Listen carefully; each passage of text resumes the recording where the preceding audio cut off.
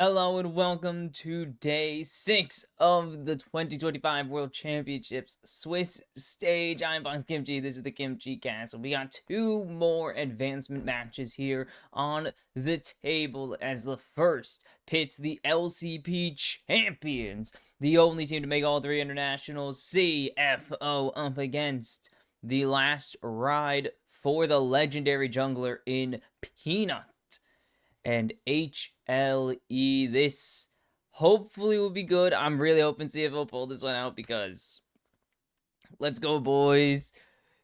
The narratives, they write themselves. The Flying Oyster fighting for the LCP. Team Secret Whales are still here after PSG Talon were sadly knocked out in Maple's last ride. For real this time, the last ride has come through for Maple, but there's still hope everlasting for CFO. They've looked great this entire year, pretty much. They dominated regionally. They shocked everyone at first stand with going 4-1 and going to 5 games against Team BDS K-Core before getting knocked out by the European champions. MSI, they take the reigning world champs the distance in the first round. They knock off MKOI, who were the 2 seed from Europe. Actually, they were the 1 seed from Europe, weren't they? They took down K-Core in the summer split. They took down G2. And then, of course, took a game off of anyone's legend, who would go on to top 3 that tournament, falling in lower bracket, AL fell in lower bracket finals. CFO fell in lower bracket quarterfinals. It's kind of weird. So the hopes are, they beat T1 already this tournament. They took AL to 3 games in their 2-0 advancement match. HLE, on the other hand, lost to AL in an insanely great match. I don't remember who they beat second, but then they beat 100 Thieves. I do remember they beat 100 Thieves at some point in the tournament, because I don't know how HLE, it was, how? Because HLE lost 100 T1. That had to be their 1-1 match. I'm trying to do math in my head. Oh, because was that BLG that faced 100 Thieves? Probably. But HLE have looked incredible this tournament, especially on the back of the man in the bot lane. Viper has been a machine for this team. Currently has most kills in a single game, tied with Morteus and Supa at 11. He put that up on the first day. He came in with a vengeance. He was ready as... Oh, I didn't even get to go over the narrative. The narrative for CFO, of course, LCP. It's been a decade now. This would be the 11th straight the 10th straight world championship if they were to get knocked out, where there is no representative from the LMS in the knockouts. HLE, not only do they have the pressure of once again being the 2 seed, well, this year the 2 seed, last year the 1 seed, obviously, but Peanut's last Worlds. This is it. End of the line. They've given themselves a really good position. We saw Maple end his last Worlds twice now. River will have his, I believe tomorrow is when 100 Thieves play their 1-2 match. I think. Could be wrong. My math could be wrong. But it's looking good for both of these teams. Both of them coming in looking pretty hot. HLE on the winning streak, of course, after dropping to AL on day 1. But they've come back strong. They were big mad, and they've just taken the heads off of their next 2 opponents. CFO did take their first loss in the 2-0 pool against AL, but it was a close 3 games, and that was with rest. That was with the backup top laner for them as they were trying out something with their safety. And Hongkyu will be getting his Orianna, but now it's Driver up in the top lane once again. They went 2-0 with him this tournament. They've done so well with him international, in general. The Driver has been the main guy here, taking his Sion away for the first time, actually. Both CFO top laners have gotten to play Sion, and they are combined 3-0 on it this year, or at Worlds already. And I don't think we'll be seeing it much more. Yunara are going to be locked in for Viper, and that is just I mean, with how he's playing, he's got the hot hand. You put him on one of the best hyper carries in the entire game. It's a it's an easy no-brainer for Hanwha Life. I mean, what are you gonna? You're not even concerned. He's just been so insanely good. I don't think it's been team on the back levels good. Like, yes, he's been playing insanely well, but his team has actually been keeping up with him. It's just in Peanut's last ride, Viper has decided that he will personally escort him to the finish line if he needs to at this point. Because, dear God, is he a man on a mission? Viper wants his second world title. Oh yeah, of course. These two teams met at first stand in the group stage only. It was a 2-0, a clean 2-0 for Hanwha Life Esports. I don't know if they've gotten better or worse since then. They were really good in winter, obviously, in Split 1, depending on how you want to look at it. It's labeled differently in different regions because this format sucks. But they were insanely good, toppling literally everyone in Korea, of course. And then 3-1ing their way to the it was they didn't drop a single game, I believe, in the group stage of first stand. They didn't. Who did they face? They faced Team Liquid. It had to be TL because TES got knocked out early. Yeah, I like this. I do like this drop. Sorry. Let me just do my narrative bullcrap for a little bit longer. Yeah, they pretty much went perfect through first stand. They got 3-1 in the final, of course, against KC, but they did not rematch CFO. CFO so close to making, I mean, just the entirety of the LCP's first international final in 13 years. It's been almost, well, it's 12 and a half years, but it's almost been 13 years. Well, now it will be 13 years since they have made an international final if they don't make this World Championships. Ori Xinjiao locked in for CFO with the Kasante in the top lane for Driver. Putting him on that tanky facilitator again. HLE going with the Azir Jarvan mid jungle duo here. Okay. Caitlyn going to be taken away from Doggo. Just Viper is great. Doggo has been a man on a mission this Worlds as well.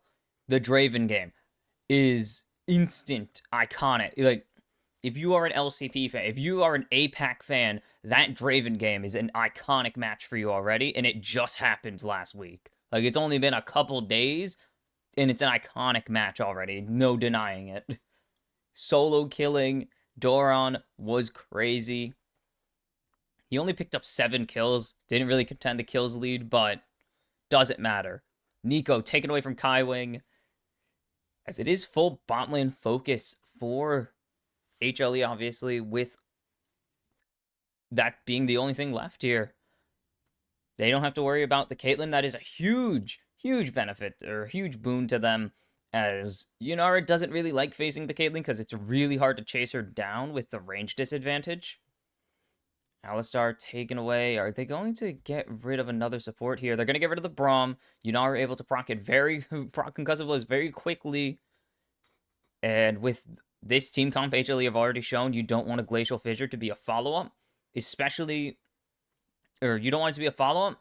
And with the comp you're showing as CFO, you have 2 champs that want to go forwards. Braum really good at denying the go forward, so you really had to focus that down, as it's going to be Zeus on the Rumble.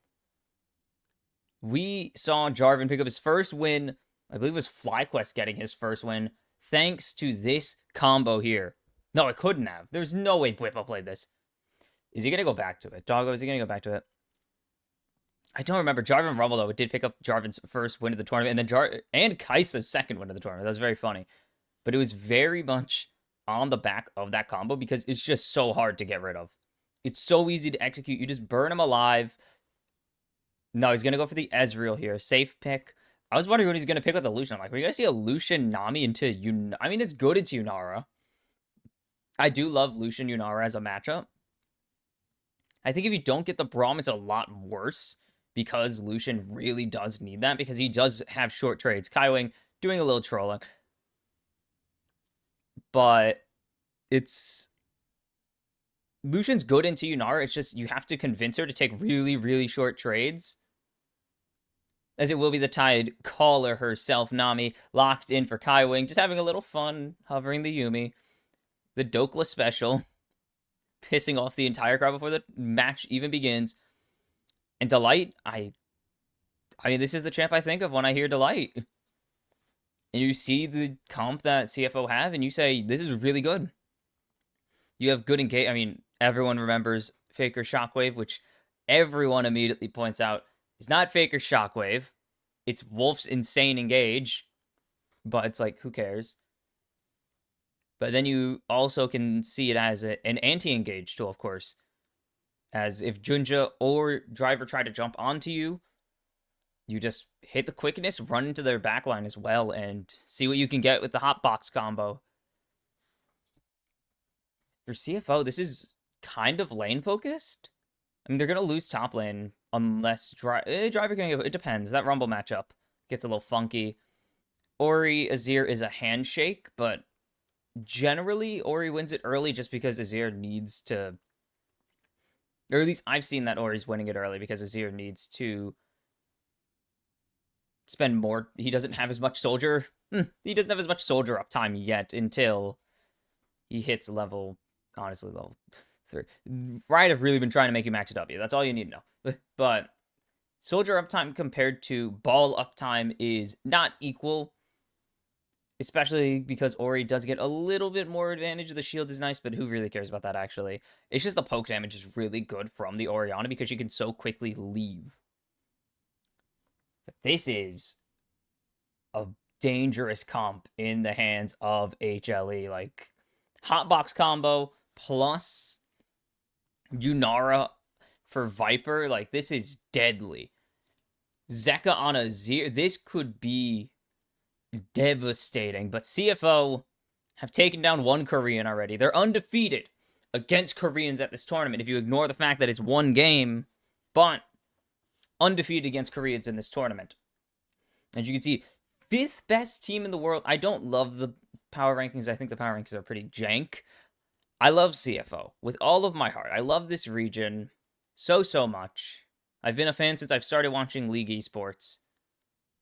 I don't think this team is the 5th best team in the world. Top 10? I think they're a top 10 team.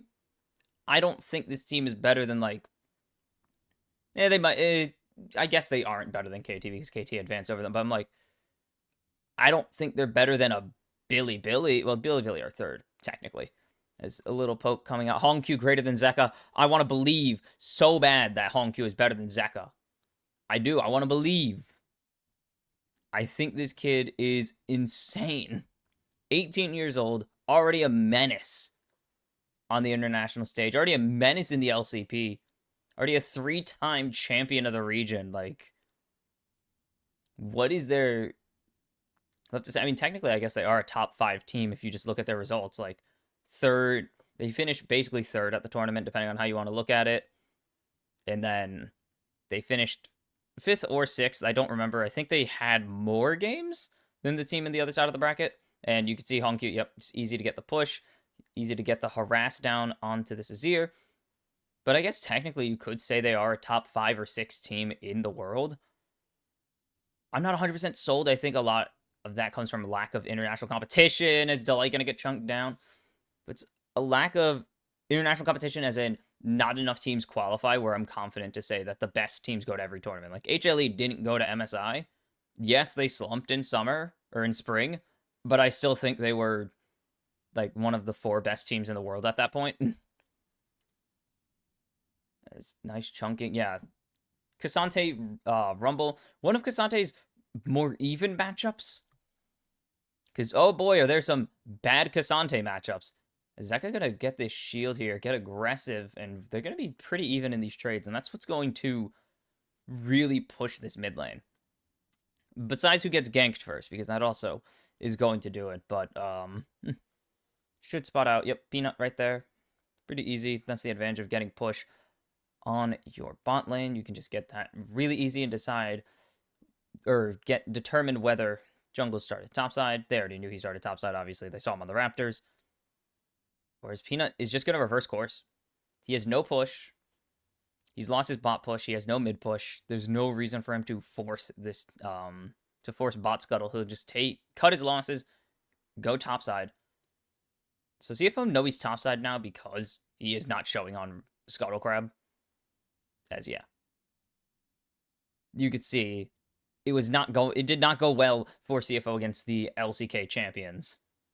Or the winter LCK champions, technically not champions. It's weird. The LCK format got really funky. Just really funky, because I guess that was LCK Cup, which is a preseason tournament. You see why this format kind of sucks. Yeah, no. This format stinks. His Doggo is getting the trade advantage on Viper here. As nice engage from Delight with the heal as well. Viper doesn't really have much to trade back because he had to spend... Okay, teleport into that ward. Actually going to get a cancel on this reset. That's some tempo for Hongq. Viper out of mana pretty much. And would have to restack the passive with the wave not next to him. I mean, this gives Hongq push. Potential cannon drop. Okay, the reset cancel was huge. Reset cancel huge. -1. Like, does it count as a -1 if they couldn't make that decision? Like, he wasn't even there to farm the -1, so I guess it doesn't count as a -1. Yeah, Zeka, if you can get the drifts around, can start winning these trades, but Hongq going to trade back pretty cleanly. And both of these guys are just throwing hands. They both burn their teleports, and this is what they do. And the push is gone. Like, yep. It's one of Kasate's better matchups until it isn't one of his better matchups. Though he is still even in CS, so he resets the wave and is going to just take his base, TP. It's the top lane way of life. Actually, it's also this mid lane way of life, as Hongq gonna get a good chunk of damage onto Zeka here. The shockwave going to do a ton, and he's gonna have to see if he can zone a little bit with it, but he will at least be able to rotate in. Nope. Okay. Peanut not gonna go for it. Rotate over through the river. HLE knew that there was no chance they were contesting that. I don't think Peanut even wanted to. Zeus did not teleport down here. Okay, he walked down here. There's a teleport play available as Cannon goes down. There's no flash from Hongq, and he's just going to have to give over first blood. And Zeka going to get the advantage now in this lane. That's pretty big. HLE send the house on him. Hongq just didn't flash through ulti. I have no clue if he wanted to or if he just accepted his death. Because honestly, sometimes you just got to accept that you are going to die 100% no matter what. As now the play on the topside driver going to be able to spot this one out. There's a little bit of damage onto Zeus here. I don't think there's going to be much more. Dogu doesn't really have damage yet. He has tier. They get a plating. That's something.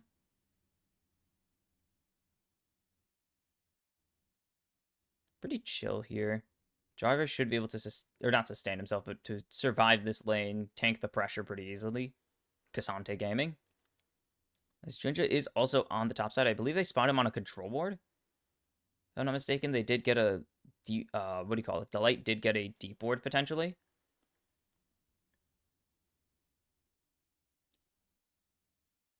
Is Viper resetting here? Are they going to switch back? No. -1. But are they? No, okay. As you can see, yeah, Doggo obviously going to match the swap eventually. As they don't want Driver playing into the Yunara. That's a big wave Doggo has to drop. This should also be a plating for Viper. He's such a large wave. And he's Yunara. Okay, yeah, he does get the plating. He actually got all of that. Yeah, he got the whole wave. Nice. Grubbies started by Hanwha Life. They actually can answer this. Yeah, and CFO make them very aware that they can. Doggo, not afraid of Viper, just going to keep going forwards as there's a jump in onto Peanut. Doggo going to go in. He has Flash and Barrier still if he really wants to, but Viper has so much damage right now as he's going to transcend, I'm sure of it, as there's the Crescent Guard. Not enough. There's the go forwards. Flash Q. Doggo gets the kill onto Viper. He's gone mad. Shockwave finds Delight. Tidal Wave finds no one else. Honkyu going to keep putting the pressure on. They're going to say, screw the grubbies. There's been no response from Zeka so far. And this is a great dive angle as Delight has ulted Peanut with the Cataclysm, but they're not going to find anything. Kaiwing going to find one, and that means that Delight falls to Honkyu. And Zeka gets the 3-man divide. Oh, hell nah. HLE have none of it. And Honkyu, you got Flash, but it ain't gonna do anything for you. Zeka, Flash with the soldiers going forwards. It's 3-0 for the Birdman. Junja has to just back off. Okay. Does not tempt fate. What a play and what a response from HLE. It starts with CFO getting 3. Doggo is a machine. Just goes beast mode there. He legit goes in 1v2 against, well, I guess it was 2v2 because they did eventually push Peanut back with Junja. But he goes in 1v2 basically against Viper and Peanut. Almost solo kills Viper. Gets the kill in the end. They do get 3 out on the grubs. That's not great into Yunara Azir. Very good attack speed champions. And they go for the dive, but such a good response from Zeka. Just patient. Does Driver survive this? No, maybe? No. Yeah, no. He's just going to go for something here as this is just not going to happen here. Oh my god, Cassante does not yield. I just had to sit and witness it. He just doesn't yield. This champ is insane, bro. This champ is crazy. The driver just doesn't care. He has no facial, like no reaction. He's just like this. All right. Psychotic level of play here. Oh, they don't even show the dog. They don't have enough time to show the doggo. No, it's not really a solo kill. Nice dash away there. In the bottom right, you see getting away from the shockwave. Sucks that it goes to Kaiwing, but that's fine. And then, boom. But Zeka, and you see Viper coming back. And huge shove with the Transcendence. Experience Tranquility. They'll answer back with 2 of their own. They will get Doggo out safely. But Honkyu is just waiting. And you could see the polite collapse on the response play from HLE. Can they get this?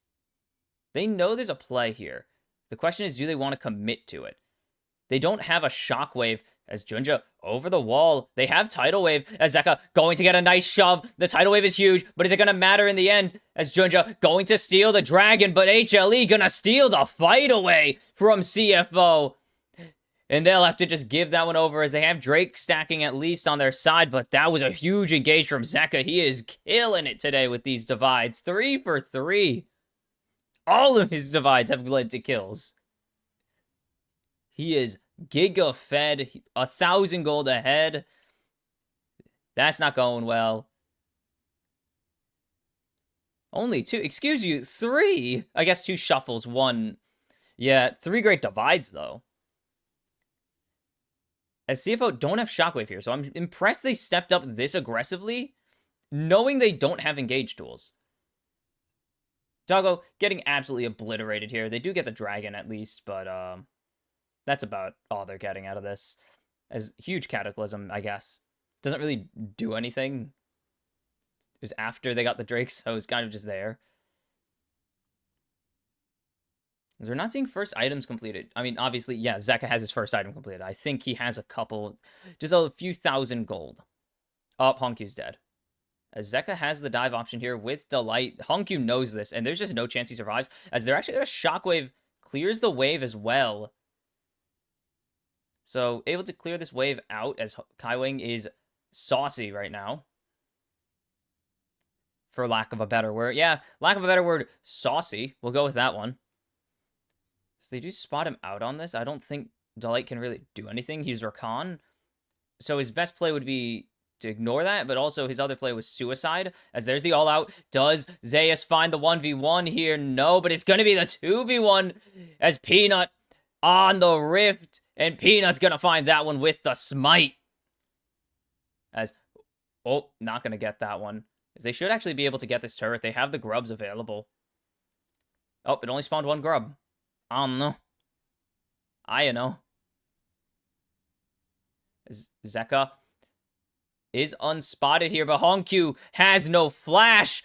The divide is there. There's no shockwave available, but Junja's on the way. As Zeka going to find this kill, but he's going to give the shutdown over to Junja.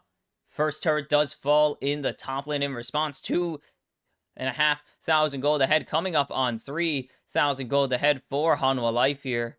This is getting a bit dicey for CFO. This is getting pretty dicey as there's a lot of damage coming through onto Viper. The tidal wave going to connect, and that's going to be almost a solo kill here. Doggo doesn't have the ultimate, and he's not going to make the chase play at all. As Junja has ulti, and he's going to be able to push them away with it. Nice timing on it. And Doggo doesn't have the damage. So well played by the bot side, or by the bot lane of CFO, but it's just not enough. No, Peanut can't go for that. He just used Flag and Drag. I don't know what I'm doing.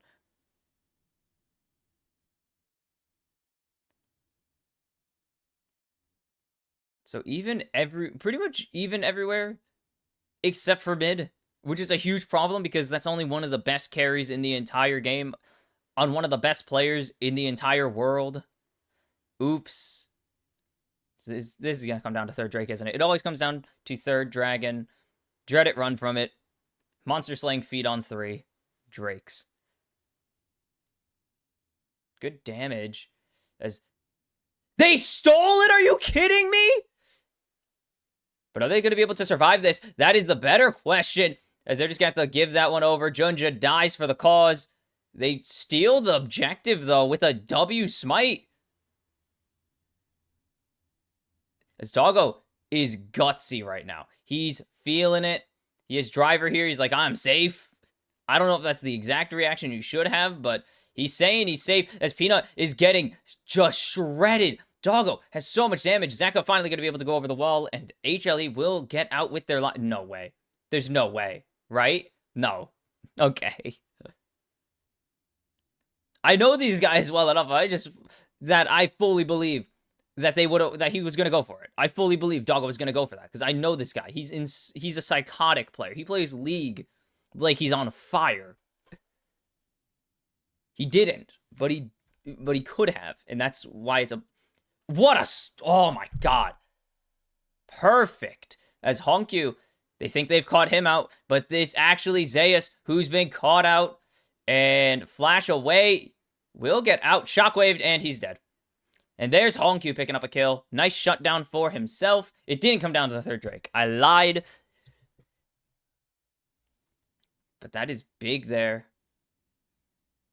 It's only 2,000. Junja needs to be very cautious here. They do not have a shockwave. They have no vision. Hongq is just dead right now. No, okay. They're not going to commit. Oh, he doesn't have Cataclysm. I was like, are they going to not commit it? They aren't going to commit it if they wanted to. Driver teleports down here. Hongq still hasn't reset. He's just here with 0 mana. As going forwards, onto Peanut, not going to find anything. And they're not going to find anything with Junja either. As Delight has the option to engage. Nice jump away, but they found Doggo. But Doggo's able to flash away. But that's going to push him over the wall right on top of their ADC. And he's going to be able to get out. Delight is going in. And that's going to be one more for Doggo. Viper trying to go forwards here, but he's been locked down. But he's going to be able to get out with his life. Junja isn't going to re-engage here. They're just going to cut their losses. Hongq getting burned alive by Zeus in mid lane. They give over the Drake. They kind of win the fight. And CFO, robbery. How did they get away with that? There's so many things that should not have worked there. And they somehow kind of survived. Like, look at this. Hongq has no mana. I don't know how he's here. He's half health, no mana. What is he doing? Great engage onto Doggo, by the way. They don't quite lock him down. This should have killed Doggo, by the way. Crescent guarding the jungler onto him. Doesn't happen. Driver finds one. He gives his life for the cause. Doggo's going to pick up one here. They almost get Viper in response. Incredible barrier timing. And then Doggo almost dies to red buff. Zeus almost kills Honkyu mid, who he went mid with 0 mana, half HP after already making a play in bot lane and surviving the entire Drake fight somehow. How on earth did they only lose Driver and Kaiwing? That really should have been a lot more than Driver and Kaiwing falling, but sure. I don't get it. That was kind of crazy that they lose the Drake, so it's not like they got away with a ton there. I mean, they got away with not dying. They really probably should have been down a lot more gold than they are. Because that's crazy that they got that. Still down a ton. Like, it's 1k in both mid and bot lane now. Viper is a little strong. He is technically behind because he hasn't based in a bit. So now that he's based, he's finished his PD. That's actually where your options come in. Sometimes it's the Runans, PD. I don't think I've seen a lot of other itemizations come through for Yunara, for Yunara besides those two items second. Because it's always Kraken Slayer, and then it's one of the attack speed, move speed items. As there's the engage on to Zeus. He's going to just burn himself as he's going to try and get Junja, and he won't be able to there. The all-out and Crescent Guard needed to be used as Peanut is coming in. He's going to try and grab this exit on to Junja, and he's not going to be able to. But Delight's on the way. This actually should be a kill onto Driver, at least. Just no chance. Yeah, he has no flash. They should just hand this over to Viper. And they will hand it over to Viper. I was going to say, if they... I mean, okay, that got a little... Technically a little dicey, I guess you could say. I think there was never a doubt about it. There might have been a doubt if Viper was going to be able to get it, but that's about all you're going to get out of me. He's Pyrite now. Pretty fed. The chickens have been hit by Doggo, which griefs Junja a little bit. So that is the Muramana finished now for Doggo. He's pretty even, all things considered. He's ahead in CS. It's really just the kill that comes through, and platings. He got a couple platings as HLE gonna start this unspotted. They actually could just... Okay, now they know. They did spot it. They just placed that word down, so they got the vision of it.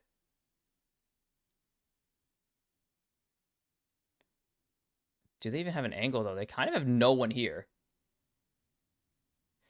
And this is a teleport out of Driver here, as this might be a bit of an overcommit from CFO, as the Cataclysm is nice, and they're going to keep jumping in onto Junja, but so much damage out of Honkyu, but there's no follow-up, and now Junja trying to get in there, and they've burned all their ultimates. They're going to find Zeus. Can they find any more? Doggo trying to go forward. Zeka forced to flash away already.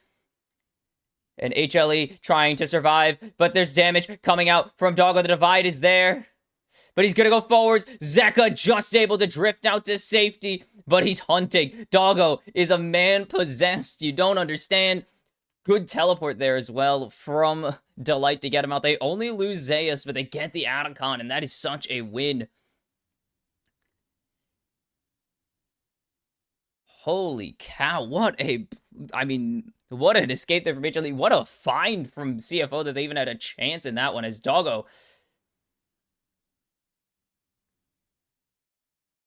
needs to be very careful there. Very respectful. Is Honkyu going to come into the mid lane now? Drake in 20 seconds. There's nothing available for anyone. There are no ultimates, but okay, they have Shockwave all out. CFO actually have pretty much all their ultimates. They do have the cooldowns on Kaiwing, basically. As this could be a dangerous engage if CFO really do want to try and commit to this. As HLE can find a lot, but they're going to lose Zeus almost entirely. The Q blocked by the minion, and there's the jump in. As Junja going to pick up the kill there onto Zeus. Is it going to be the 2v1 kill? Almost, he's going over into the enemy base. Not going to get it. Zeus is going to get that with the burn, actually. As Peanut gets his escape canceled, and CFO are finding the fights. Kind of hella overcommit from Junja. but it does get them the kill. Wait, what? Delight almost died when he based? As Zeka is spotted. They won't be able to trade this turret as... Actually, they should be able to. They have insane attack speed and the triple grubs, of course. So this will be soul point in exchange for everything. Honkyu finally flashes through one of these, and Zeka is locked down, but is there the damage? No, Doggo's not close, as Viper is feeling it. Driver's gonna look for it. No, not gonna find anything. A lot of these plays coming down to just barely surviving for both teams at this point. Junja knows. Like, this guy knows how good he is, right? He has to. Because you don't make this play without knowing how good you are at League of Legends. Like, you don't even try that play. But there's this attempt collapse coming in, but it doesn't really work, and it all falls apart because Driver is the starting top laner. Factual statements. And then almost got him with that ulti when he went to respawn, actually. As Driver is probably dead. We'll see. He needs to get an Electro Harpoon blocked. As Viper's running down here. And I actually don't know what she says, but she says stuff. As Driver just going to flash away here. So good force there from HLE. On cue. No grubs. This is torture. No, we're not going to get Christmas Rift. Damn. I don't even think it's out by the time Worlds ends. So, no, I was thinking, oh, man, are we going to have Christmas Rift at Worlds? No, it's not even close to out yet, I believe. As this gold's even? Jesus Christ, this gold's even. Jun just got a lead. That's nice. And now CFO technically have Baron advantage here as, oh yeah, they gave money to Kai Wing. As a support main, my heart is swelling. So they know he's on the... Ooh, they know he's under... They know he's on the... Or that all of CFO are on the blue buff, pretty much. It's just Driver down in the bot lane with his teleport. Seka is going to be the difference maker. He's coming up on 2 items here, or on his hourglass.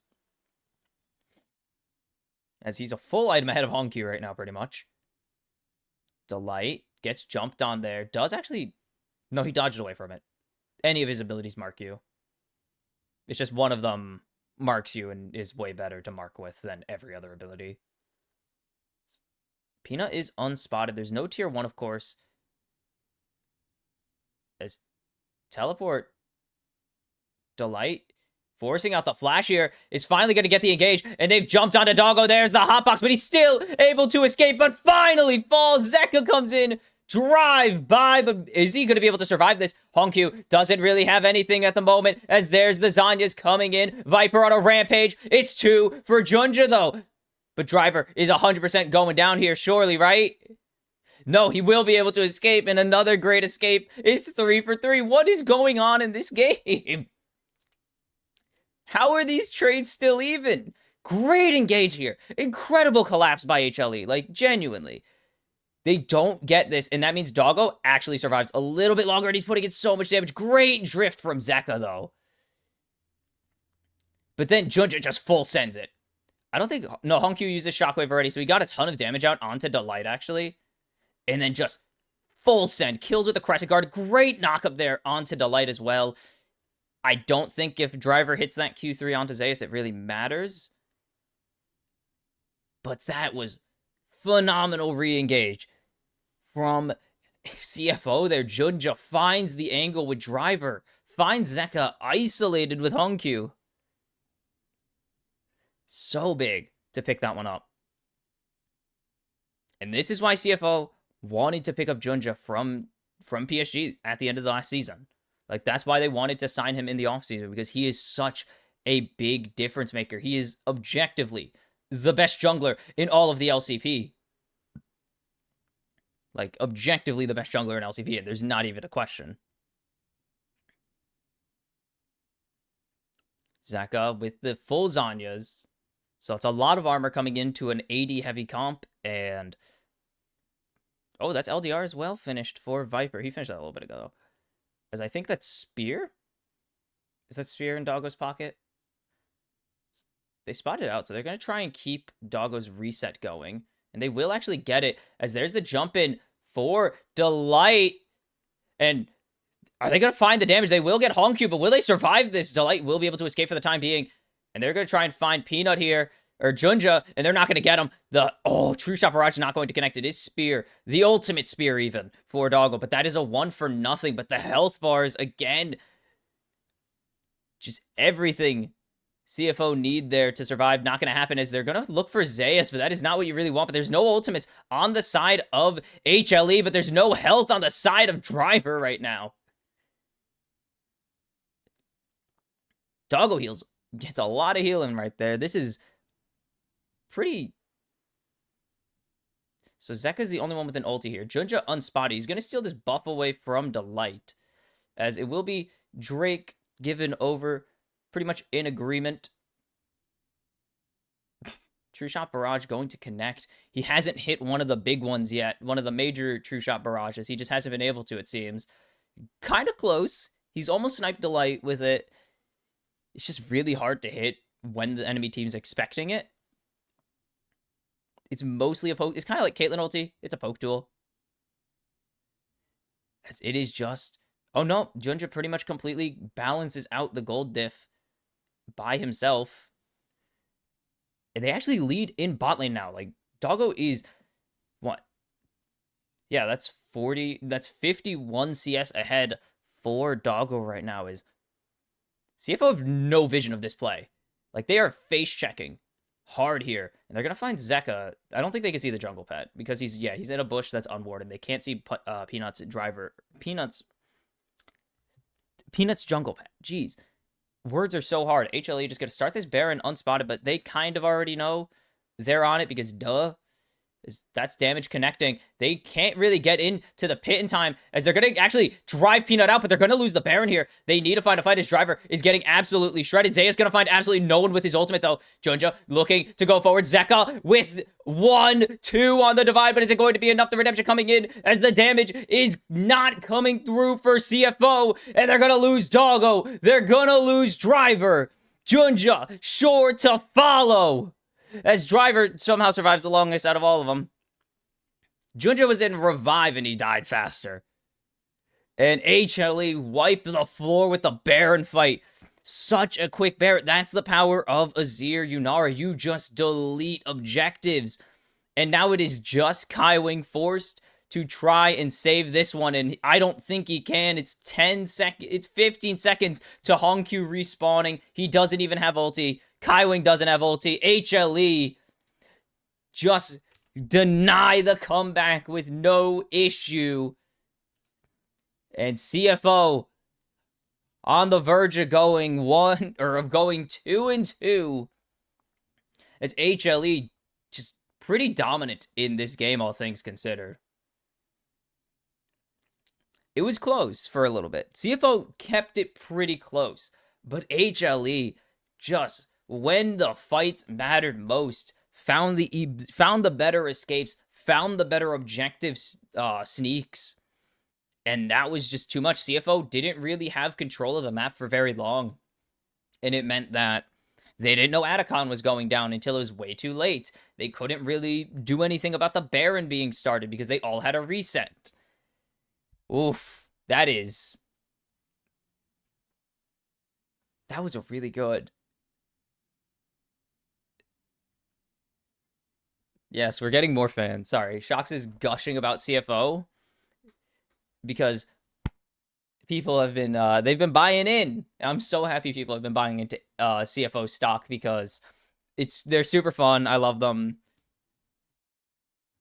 Such a fun team to play or to watch play, but the fun doesn't matter if they don't pick up wins, but they really did get, I mean, that was a pretty prototypical CFO game minus some objective control. They do actually, that's pretty normal for them to lose out on some objective control because they end up just dying or losing a lot of health on bad timers. But just everything down to the wire. Maybe not in the overall game, but those fights down to the wire. And this is insanely close. If CFO find those chase down kills on the Atacon. I'm not even going to say if they win the Baron fight, because I don't think there's a single angle where they get the Baron fight besides Zeka just doesn't go forwards for some reason, which would be a really stupid decision for him to make. But it's just so narrow, the fight margins on this, and hopefully Game 2 delivers, because I want Game 3 as a fan that's super biased, but also, this series is awesome. Game 1 was a banger. Like a certified banger. CFO going for patented CFO plays. Zeka with some incredible divides.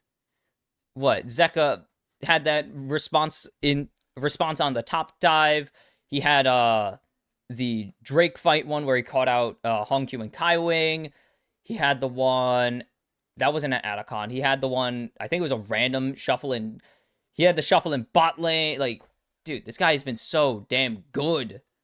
Oh no, wait, the shuffle in mid to pick up first blood. Like, this guy is so damn good. And it's so nice to see him back after I guess you could call it a down year on DRX. Following the World Championship victory there. He stuck around for a little bit. And it's so incredible to see this guy back on the international stage, especially after he had to miss MSI due to taking third place that split. But, oh my god. It's not the Sylas or the Akali, but it is something. And we'll see if that something is enough for HLE to punch their ticket back to the knockouts at Worlds. Or if CFO can close those could just get those margins a little more narrow and pick up the victory and send us to Game 3. We'll see how Game 2 goes after this. And we are back. CFO fall in a close Game 1 to HLE, and it is match point for the Korean 2 seeds as they are a game away from the knockouts. And did I say PSG? CFO. I'm just going to say it's CFO down 1-0 in a best of 3 to HLE. And, man, this is crazy. This team has played so well. And I really want to see them succeed. But HLE look good. Like, there have been some teams that I've been like, they don't look good. T1 don't look that good. BLG don't look that good right now. But then there's HLE. And this team is playing insanely well. AL also, like, CFO are not, it's not easy once you get to this phase. Ooh, my throat's already dying. It's not easy once you get to this phase of the tournament. Like, these are really good teams. And Rest is in, okay. Rest is in now after Driver started and had a decent game, had an okay game. But, like, you look at the teams left in this pool, and it's either the European champion, the North American and or South America, the American champion, I guess, in general, Korea 2 seed, Korean champion, the reigning world champions. Nope, they're not in this pool. Sorry, wrong one. They faced that's right, they had to play Genji, which is always tough. But it's like, you look at the teams left in this pool and you're like, nothing's easy. Nothing is going to be easy from here on out. I mean, if you win, even if you lose this game, you have potentially BLG, T1, G2, FlyQuest, Top Esports, and HLE, FlyQuest, G2, Top Esports, Genji. Yeah, that's all 5 of the 2-1 teams that aren't. Or I guess not HLE, because HLE's in this, but it's like, you have the 3 remaining regional champions that you can draw, 4 remaining regional champions that you can pick. Well, will be 3 because FlyQuest or G2 are going home. The reigning world champions, you're not really scared of. I mean, depending on how TSW do, it could be competitive. 100T, maybe on any given day. I don't think MKOI or VKS are going to make their stand here, but it is no easy victories really in the 2-2 pool after this. It's all got to be laid on the line today. Every day you got to do it. And HLE, 1 away is, what are they doing over there? It's 1 away for HLE, and that's huge. getting out of this early also keeps you, most importantly, getting out of the 3-2 pool removes the opportunity for you to draw 1 seed. You have a 2 and 3 chance of drawing a 3-0 team if you play from the 3-2 pool. The way it works, of course, 3-0s will draw a 3-2 team each. The remaining 3-2 team goes into the 3-1 pool and then draw. There's, I think, no restrictions on knockout to draw because it would be really hard to enforce. Like, if you do no regional matches, half of the teams are going to be, like, the math is mathing that, like, half the teams are going to be Korean. So, yeah, unfortunately, not the case here. Dang, this is a long ass pregame that I have to do. This is unfun. Let me get a second to drink, please.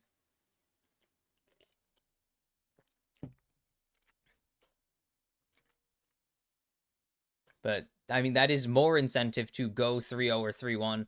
You don't have to play a team that went undefeated potentially, and a team that is white hot.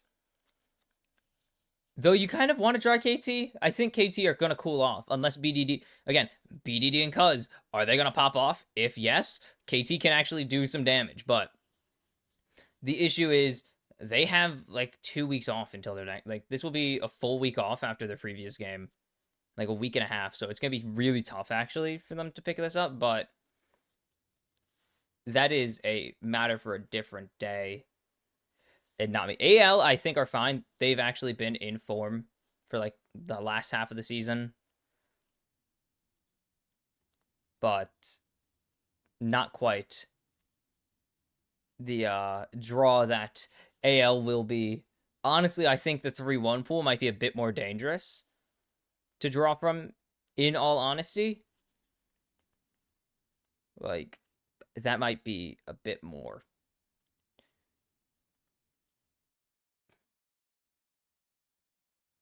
I'm doing math. Trying to do math, and math is hard.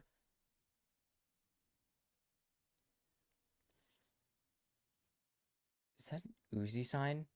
I don't know if he's probably here. He's gonna do the draw shortly, right? It's freaking Uzi. They just released a skin for the dude. The least they could do is have him in the draw show. Oh, he should do knockout draw. Never mind. Save him for knockout draw. We are just waiting here. The waiting and waiting. But, I mean, it's all gonna... I'm finally gonna actually... What the hell? That's a threat. That is ominous and a threat. I'm scared. Sorry, there's a sign with some K-pop idol that I don't know. I'm very out of touch with K-pop. Actually, had a chance to select. Okay, thank God. But last game came down to some small team fight errors from CFO and or HLE, depending on how you look at it. Neither team was fully clean. HLE was definitely way more clean. I will say that. CFO had some really good counter punches, though. Sion's still going to take it away. Yeah. Rest, I mean, either top laner and Junja just can't get their signature champions. You can't give Sion. You can't give Kiana to Junja.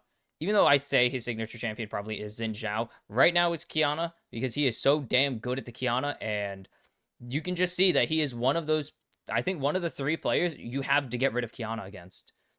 You can give Kiana to Shadow. Guy stinks at it. You can give it to Beichuan. Guy's an in. You can give it to Shadow. Shadow's an inter. You can give it to Beichuan. Beichuan doesn't play Kiana really well. As that is, OG, dude. People, dude. When Raz busted out the Snake Esports gear, I was like, that's OG. The Rocks Tigers, which was the 2016 iteration of the Tigers. 2016 was the Rocks Tigers. 2015 was the Coup Tigers, of course. Busting out Peanuts Rocks Tigers jersey is crazy. If you busted out the Coup Tigers one, that's even crazier, actually. So what are they going to first pick? Because Oriana's off the table. Azir off the table. They could try and grab mid lane still here. And they will grab Hongq his Rise. Nice. I was like, I think they want to get the power mid lanes here.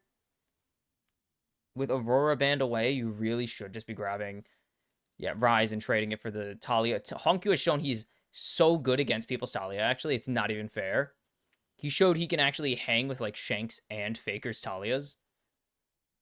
He's just so dangerous with the phase rush.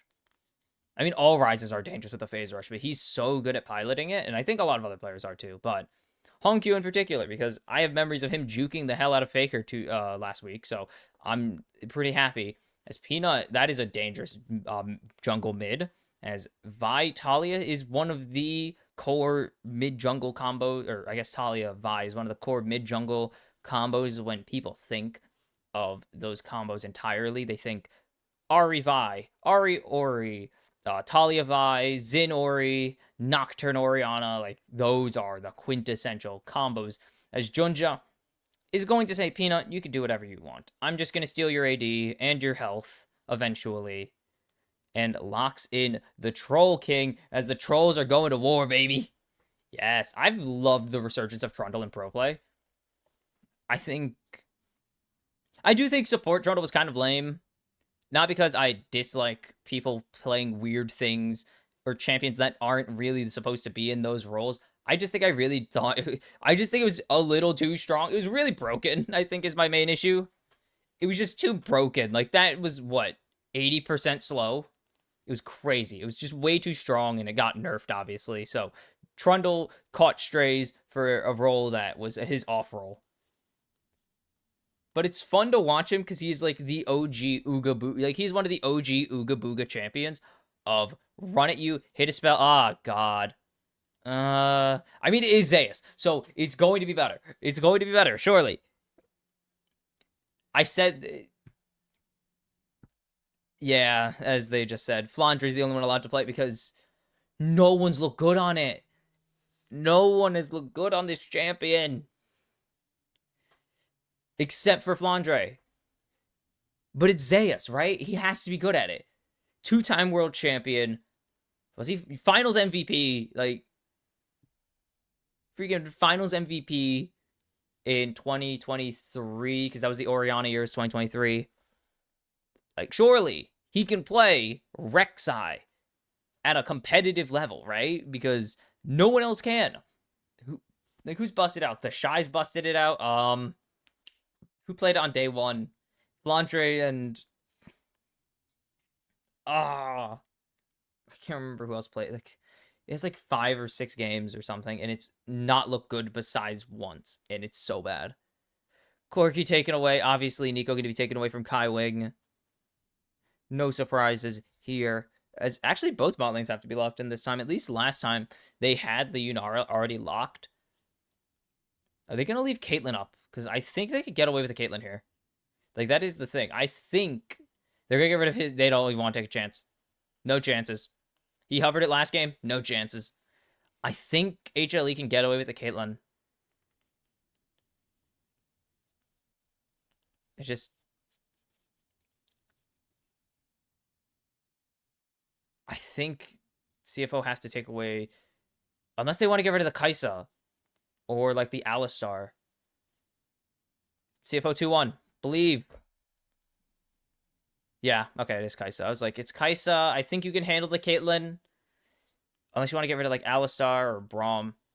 But this is pretty clearly, if you don't, whatever you don't ban, we're taking. And it's going to be the Caitlyn locked in for Viper. Doggo, don't do this to me. He hovered this when he locked in Draven, by the way. No, he didn't hover this when he locked in Draven. He slammed Draven, like, instantly. He locked this in against, or he hovered it against AL, like, game 2 or something. I don't see it. There's just not enough engage. Unless I get Alistar here, but I just don't see it. You had better run, though. It's going to be Ziggs. They do have a lot of AD. Yeah, actually, I was like, I don't love when teams lock in double AP, especially Ziggs with an AP with like an AP mid laner, which is like every mid laner, I guess. I can't really say AP mid laner, but then I remember, I just looked at the draft again. I'm like, they have Renekton Trundle. They kind of already have like decent frontline here, and they already have a lot of AD, so they don't really need an AD carry. And Kai Wing going on the Leona. This is huge. This is a pretty good lock-in. I really like this lock-in here. So much CC. So freaking tanky. Great anti-engage, of course. Or engage. Leona's kind of just the best at everything. Does Delight know how to play it? No, he doesn't. Dude, Lux Caitlyn is disgusting. I've been busting out the Caitlyn or the Lux, and it's just illegal. Like, it's illegal what you can do with this champion. She's so strong. She has insane 2v2 potential. Insane burst damage, of course. Even without items, she has burst damage. It's crazy how good this champ is. But it's going to be the Alistar. I really like this one. Leona tries to engage. Trundle tries to engage. Well, Trundle can't really engage. Renekton tries to engage. You just jump on them. We also have seen some insane combos coming out of these Alistars. Like, I think it was against CFO. We saw some pretty nutty plays come out of Kael. Like, Alistar is probably the best support in the entire game right now. I think so. I really do want to say he is, because he is so damn strong. He has great peel, great engage, great anti-engage, insane tankiness, some sustain. It's not really meaningful sustain outside of laning phase or like niche survival situations, but it's there, and it's there to piss you off and annoy you. As, wow, they already loaded in. That's a sick shot. I wish we got that, but no, it's fair. It's really fair. But is Zeus using his skin? Because that would be the third player to use their own skin. And the fourth player to use their own team's skin, at least. Fnatic did use Cyanide's Jarvan skin when they picked up the dub with him. But they aren't... Cyanide isn't playing 14 years after his last... 14 years after his world... And it's a pause.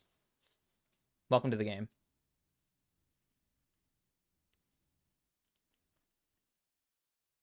We'll see.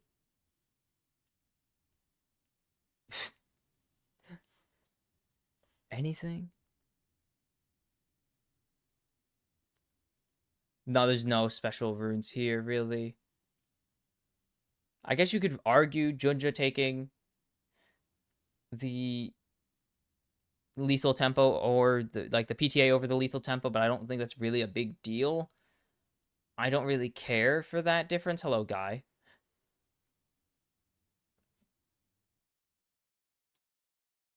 I just don't feel it.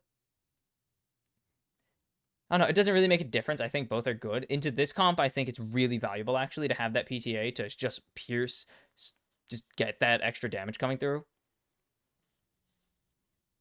As I have no clue what this pause is for. Random pause 30 seconds into the game is crazy. Not even 30 seconds in. Oh, infinite. We got infinite cameras as we are back, baby. We got Baziggs. Why does everyone use Marauder? I don't know. I don't even love... Like, I don't feel like Marauder's the best skin. Freljord Talia is pretty good. Azaleus, you don't see it. Peanut does always use that. We got traditional Trundle here. Arcane Caitlyn. Oh, no. Zeus isn't playing Gnar. Sorry. I forgot. I saw the Gnar hover, and I just, like, it's stuck in my head. Is Doggo not hitting these Qs?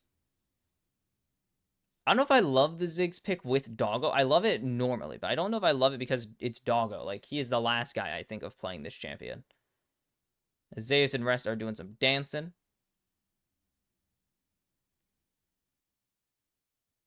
Yeah, we've seen a few top lane handshake dances this Worlds as Delight. Going for a stealth here. As they get a little onto Kaiwing. It's not that bad. They actually did clear that word. Good job, Jen. Oh, Kaiwing cleared it. Good. Responsible gameplay from Kaiwing. 149 international games. I mean, we'll see how high he can make it climb. I'm sure if you ask him, he would like to not make it climb. He would like his series to be clean, easy victories. As Peanut going to invade here. Ooh. Just suffering. Okay, so he's going to go for the Raptors. So they actually know Junja's coming up. Junja's going to spot him. And that does nothing, really. That doesn't really... Yeah, that doesn't stop him. Like, he's pretty much on his timer. 2-1 series, please. I'm going to assume that someone praying just for 3 games because of how hard this series started. Like, what a bang this series started on. No, I'm going to believe that's a CFO fan. I'm going to believe HLE fighting, Viper fighting, Peanut fighting. As Zeka just going to get pillared here. And Flash Force, that's it. That's pretty much all Junja wanted here is he's actually going to go and steal the Raptors. This is pretty free here because Peanut delayed his own camp so much. And this is the power of Trundle. The trolls are going to war, and the war is in your own jungle right now, as they know he's there. They literally saw him run in. It's a matter of if Zeka can even rotate, as they will spot this. They won't, actually. But he's going to have to face check eventually. As it's not even going to come down to a smite fight. Zeka's already here. Smite goes through over to Peanut, and he's just actually going to be able to flash out here if he needs. Yeah. We'll flash away to safety. Honkyu is there at least to prevent any potential engages. Zeka just walks up. I think he does sack a little, but it's not a ton, clearly. You can see he's still pretty much chilling. He does get at least something. It is more camps. They don't get the red buff, most importantly. Like, if you're a Peanut, that's what you wanted. You don't lose your red buff, so you're happy. But Peanut does lose one of his camps. Only one, sadly. Could have been more, should have been more, totally. As one rock stun. We've seen those come in clutch. It didn't really matter because both are resetting, but we've seen the one rock stuns come in super clutch. Okay. He's making a call here as the Wolves are finished. He's going to go for the Krugos. Junja. Kaiwing's here. And there's the CC coming through. Peanut's going to have to disengage here. As he will get the smite, but Junja's just going to wait. He's just going to wait for him, because Peanut's going to have to flash, as there's the pillar coming through, and it's first blood going to Junja on the read, on the steal, on the invade, trying to get that, and he knows. Kaiwing, incredible awareness. I don't know if it was him that called for it, or if it's Kaiwing that called for it, but incredible awareness from CFO there to say, he lost out on a camp, he's going to try and steal that. Like, he lost out on his Raptors, and he knows your topside. He's going to try and steal. Huge pickup. Junja has not reset still. He's going for the Raptors.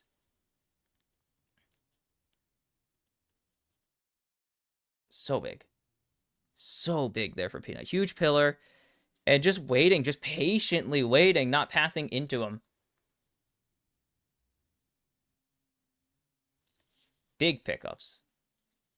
And he has no camps to clear. Junja with a phage already. Junja with the 5-minute phage. Huge pickups.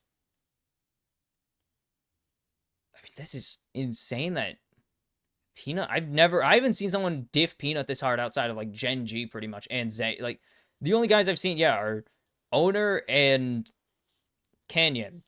And Canyon's mostly just diffing him in farm and nothing else.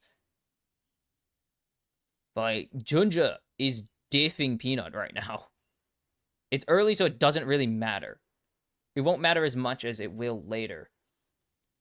As this should be pretty easy. Drake Trundle is insanely, besides being ahead now by like half an item, by full phage. He's ahead of full phage. But Trundle, with his with his frozen domain, he is pretty much just free to do as he pleases. Just an insanely fast Drake take. Peanut is spotted, so Rest knows to chill out. As this is the CFO I know. And by that I mean subbing in their top laner. Using him as an actual like backup. That is the thing with CFO. You do have to prep for both of their top laners. It's not like BLG where you could pretend to prep for both of their junglers because they basically do the same thing and both of them are just kind of okay. Like, you have to actually prep for both top lanes because they do have slightly different pools. Driver is usually more of a tank player. Rest, a little more aggressive. Known actually for playing, like, bruisers and stuff. Both of them play Scion, so that's the easy one to prep for. Don't let them play Scion. But they do have very similar but still different enough pools to... Peanut does not win the 1v1. He has the Tunneler. But Junja also has so much advantage. They will spot Junja out. He also has 6. So that's a bit difficult. Honkyu just gonna keep things rolling in mid lane there. Here comes the teleport from Delight as Peanut chilling, but they know he's there. So he can't really go for anything. He's just gonna clear the ward and start clearing again. As they've spotted out, they know Junja's here. So what are they gonna go for? As Grub's stealthed, actually. Very good positioning. Delight does have 6 as well. This is pretty big. And they will get 1 at least. So it's pretty big. The Grubs are resetting right now, so that's pretty... That was desync. Does Junja get both here? Does Peanut want to try and go for a set? He doesn't have Smite. So, kind of just waiting.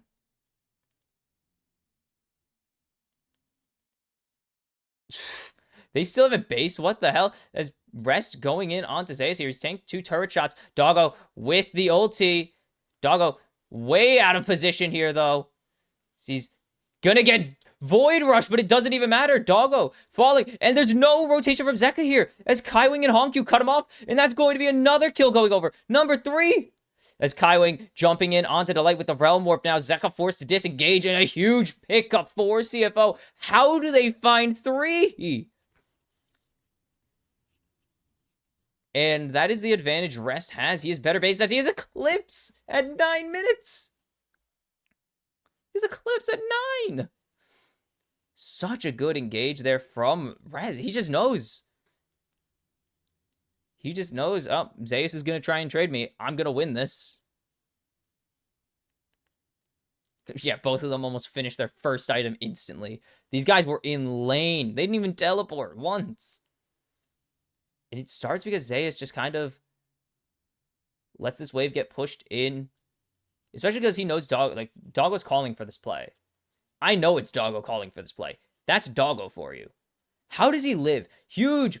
Oh my god. Kaiwing, you machine. And then Doggo, I don't know how he's alive. He kills him with the freaking auto attack, I think. With the empowered auto attack. And Junja just under the turret being a dog there. And you can see Driver cheering the team on. He picked up the first 2 wins of the tournament. It's Rest's turn now. And he's picking up he's picking up 1 more, it seems. Way too early to call that, but it's pretty well played. Viper is diffing the hell out of Doggo right now. That kill is doing a ton of heavy lifting for the AD carry as Zeus isn't spotted, but he doesn't beat Rest. He's trying to bait in, but Junja's here. Like, Peanut has level advantage, but Junja is right here and doesn't get the flash that he wants. Gets the airborne, though. Is this going to be enough? No, Honkyu is here. Flash over the wall. Going to land the root onto Peanut. Trying to chase down Zeus. Zeus has so much healing right now. And here comes Kaiwing. Bang over the wall. And he is going to fall here. Oh, no. Yeah, no. Cancels that. Junja going to pick up his 2nd kill of the game. Thought maybe it was going to happen, but Kaiwing doesn't get over ambitious. He plays properly. And Junja is putting that, I mean, the years of experience. Peanut, hey, he's pretty good. Junja saying, I'm pretty damn good too. They picked me up for my jungle pedigree. And it's such a big game for Junja. He's just been doing this for 6 years, I think. If I had to guess, it's 6 years, but we'll find out if it's 6 years or an ow. We'll see. Ignore my mouse. You didn't see anything. We're just going to look up Junja really quick. Because I think... Yeah, about... I forgot he was on EDG. Dude, he was on EDG for a year. 2 years. Man, he spent a lot of time on EDG. Yeah, but he's just been doing this for 3 years now. Sometime on EDG, but... Like, he is insanely good. Here's the Realm Warp onto Viper. And that should be... an execute here as Solar Flare flashed away. So that's actually a big pickup there. Flash for flash as Rest just going to go into the dominance. I don't know if he's going to survive this. Surely he dies. There's so much damage going down here. Yeah, eventually will. Big shutdown going to Peanut too. And Alistar tanking up so much damage.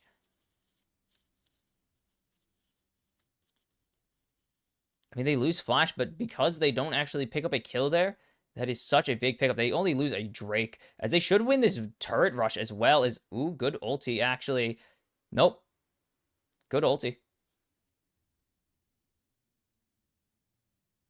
And Judge is doing so much damage to this turret.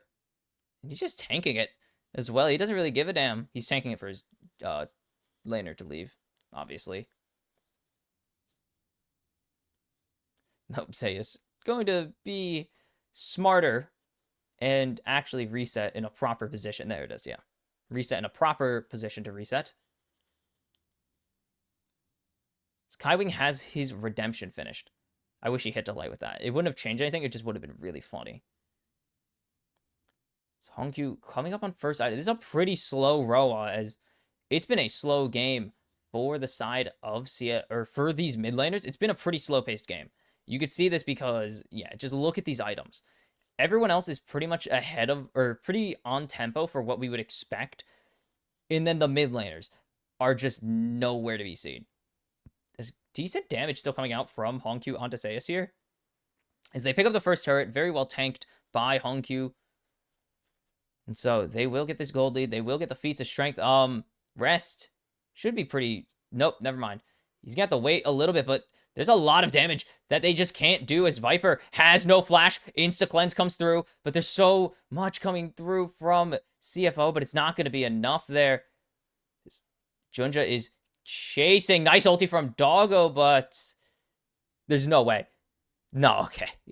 Viper is safe. Doggo is still a psychopath. A nice realm warp out there. Or no.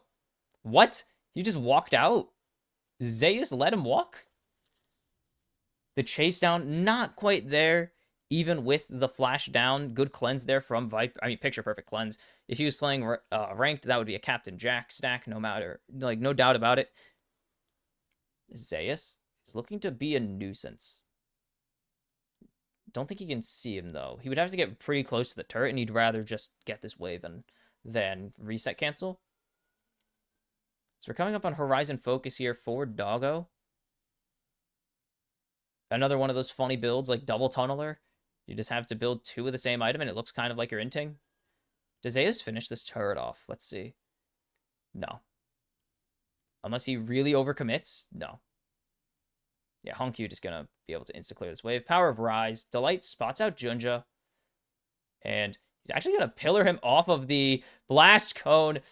Dude, he's not getting it. He has to flash. What a pickup here. And now they're gonna follow over the wall. What a pickup for CFO. What the hell?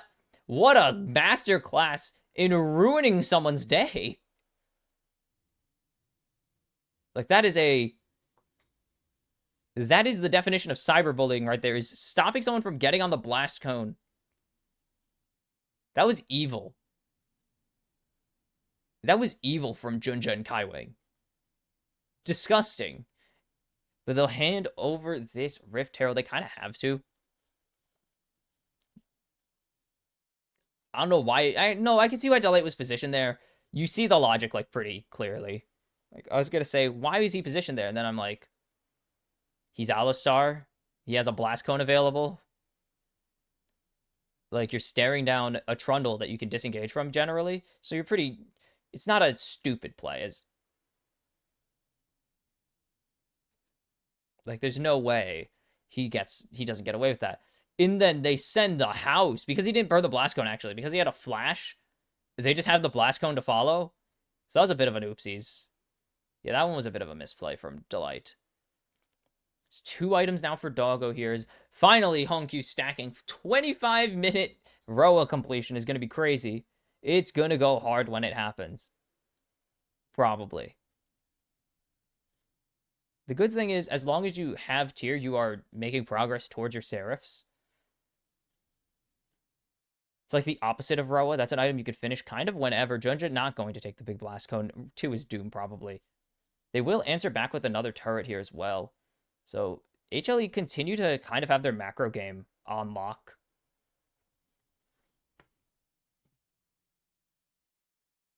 Okay, Honkyu's just going to push out bot lane. 13 seconds on Dragon. This could be a really big pickup here for CFO, as they're just going to get this Rift Herald in. Yep, they're just going to be chilling.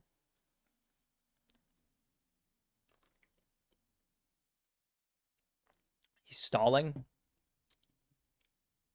And... Yeah, no, he missed! Uh-oh, wait, hold on. Junja has flash, but I don't think he's going to be able to survive as Hongkyu finds one. Junja's alive here somehow. And they get the charge. And then Satchel goes down. Hongkyu continuing to go forwards here. How did they get away with that? You see what I mean by CFO get away with some insane nonsense?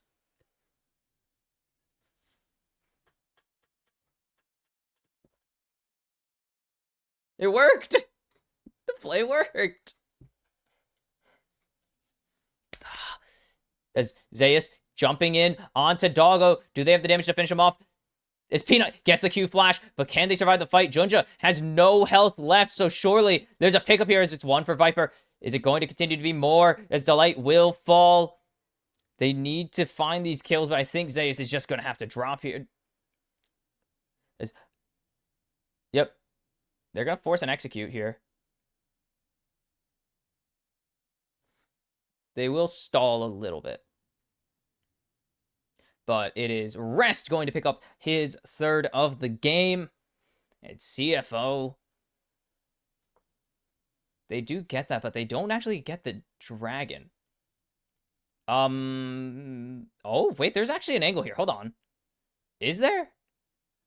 Peanut not going to get CC'd. That's a lot of damage onto Viper. Hongkyu going to try and find a perfect cleanse there as the jump in onto Zeka is huge. The redemption not going to be nice as Peanut has to disengage. Peanut almost dies to the enemy redemption, but he has one of his own.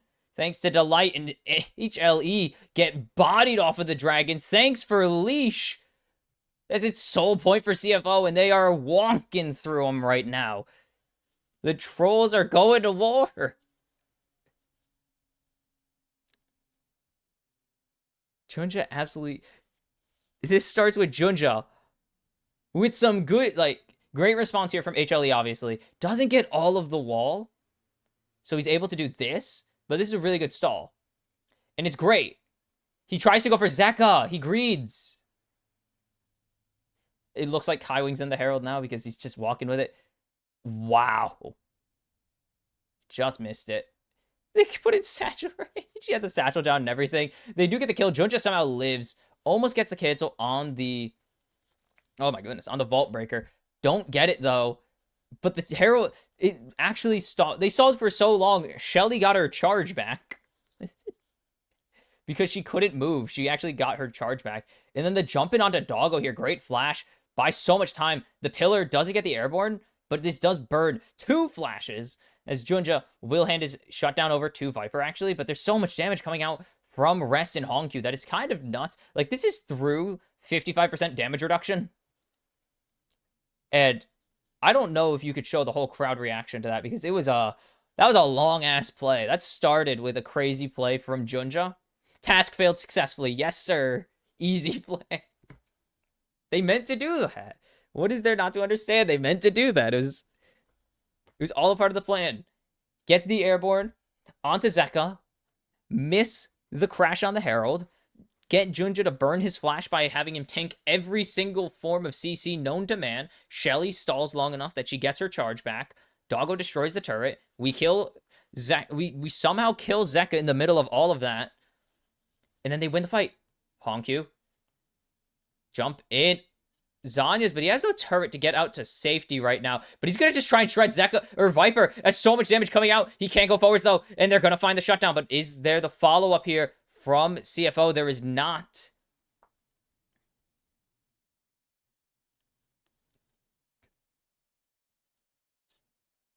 Doggo? No. Let's see. No. Trundle's in base. With the dead mans. So they get Honkyu's shutdown, but a nice deny there for Doggo, or from Doggo. As they chunk Viper so hard with that ulti, there is no chance they can get Atacon without threat of dying, even with the 4v5 angle going in. As Junja is on Dragon, or is on Atacon. He's on Vision too. They don't know he's on Vision though. We've seen CFO do some funky things and get their opponents to do funky things around this Atacon. As Doggo greeds hard here. Kaiwin going to be able to block the ace in the hole as Zeus trying to get this flank down. As this is a turn on to the Rek'Sai, and he will be able to get out just barely surviving with the tunnel. Peanut's here, though, and they need to be very careful as redemption is huge. But Peanut is trying to find the engage here as the steal doesn't come through, but can they find the fight? Great shove from Zeka. Honkyu able to flash away. Zeus has the Void Rush available if he wants to go for it here. But he won't be able to. HLE can't find the fight. CFO get to walk away. Barely walk away, I should say. With all the pedals, with the Atacon buff, and with a kill in their pocket. If this... Bro, Dog almost dies to start this play, may I remind you. Welcome to CFO League of Legends. But the jump in. Peanut goes. They stop damaging it. And Satchel's down. They get everything. They don't even let him get close. Honkyu just playing forwards. He knows he has his shield with the Seraphs. And there's no space for HLE to take, really. They have to find an engage, and they just can't. It's so hard to find anything. 25 seconds now on Drake Soul. This could make it super easy to play against the Vi and the Alistar. This can make it really easy to play against Zeka, actually, most importantly. With that increased tenacity and damage resist, and Viper. Like, Viper and Zeka could be really screwed with increased tenacity and damage resistance at lower HP. Or as your HP gets lower, I guess, is the correct way to put it.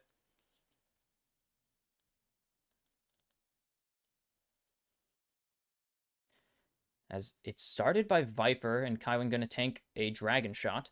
But now Viper's starting to tank up here. They have Junja on a flank angle here as Rest going to take a lot of damage from the traps. He's just trying to get an angle for his team to get in as they find no one, but they're going to try and turn in on to Peanut. Huge engage, but they're going to lose. They're Renekton already as Doggo tries to go 1-for-1 and Honkyu going to find another, but there's already nothing they could do. They have to start disengaging already. Is Honkyu going to take a ton here? As they don't have any damage. Nice engage onto Doggo. But is it going to be enough to find him? Viper on a rampage. Junja trying to 1v1. But he can't do it. Forced to flash away. Doggo going to find a light on the back end of the fight. But it's not going to matter. As they give the dragon over. And that is a gigantic fight win for HLE. 4 for 2. And they deny Soul. The CFO. Ooh. This engage angle, Delight's just waiting, and Viper has no one on top of him. He is so safe and insulated, and that is kind of the disaster that will bite CFO, is they don't get anyone onto Viper. I think they needed to go in a lot deeper. They kind of needed to go way behind CFO or HLE because they had Junja on this flank angle, and he barely survives that. Jeez. And then Doggo at least trades 1-for-1, but that is a... If you're HLE, you are saying, we got, like, that's our fight. We're back in this game.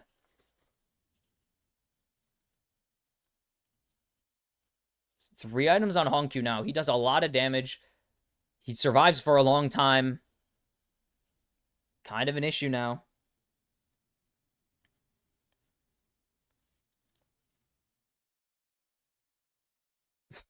It starts well. That is so true, though. Like, if you want a description of HLE's here, it's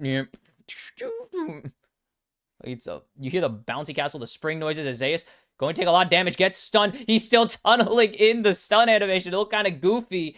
And there's the funny stuff. Then people love seeing Rek'Sai animations all 4. As now CFO just get the Baron start going. They're only down 2 ultimates. They're down 3. They use the subjugate, but they're not really, like, worried. They do need to be careful here with Peanut in the vicinity as the wall comes through, and it's only going to be Honkyu separated, but you can't engage onto him. He has the Zanyas available. He's so tanky. As Peanut over the wall, Zeus. 16 seconds, and CFO are going to get pushed off of this Baron. But they burn.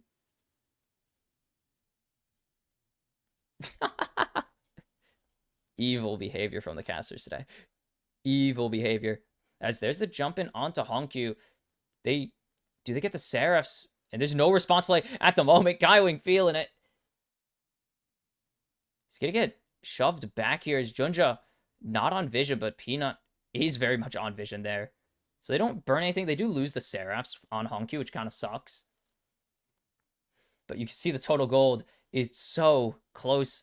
Viper is doing a ton here as the ulti not going to find anyone. The Mega Inferno Bomb, nil, nilch, zip, nada.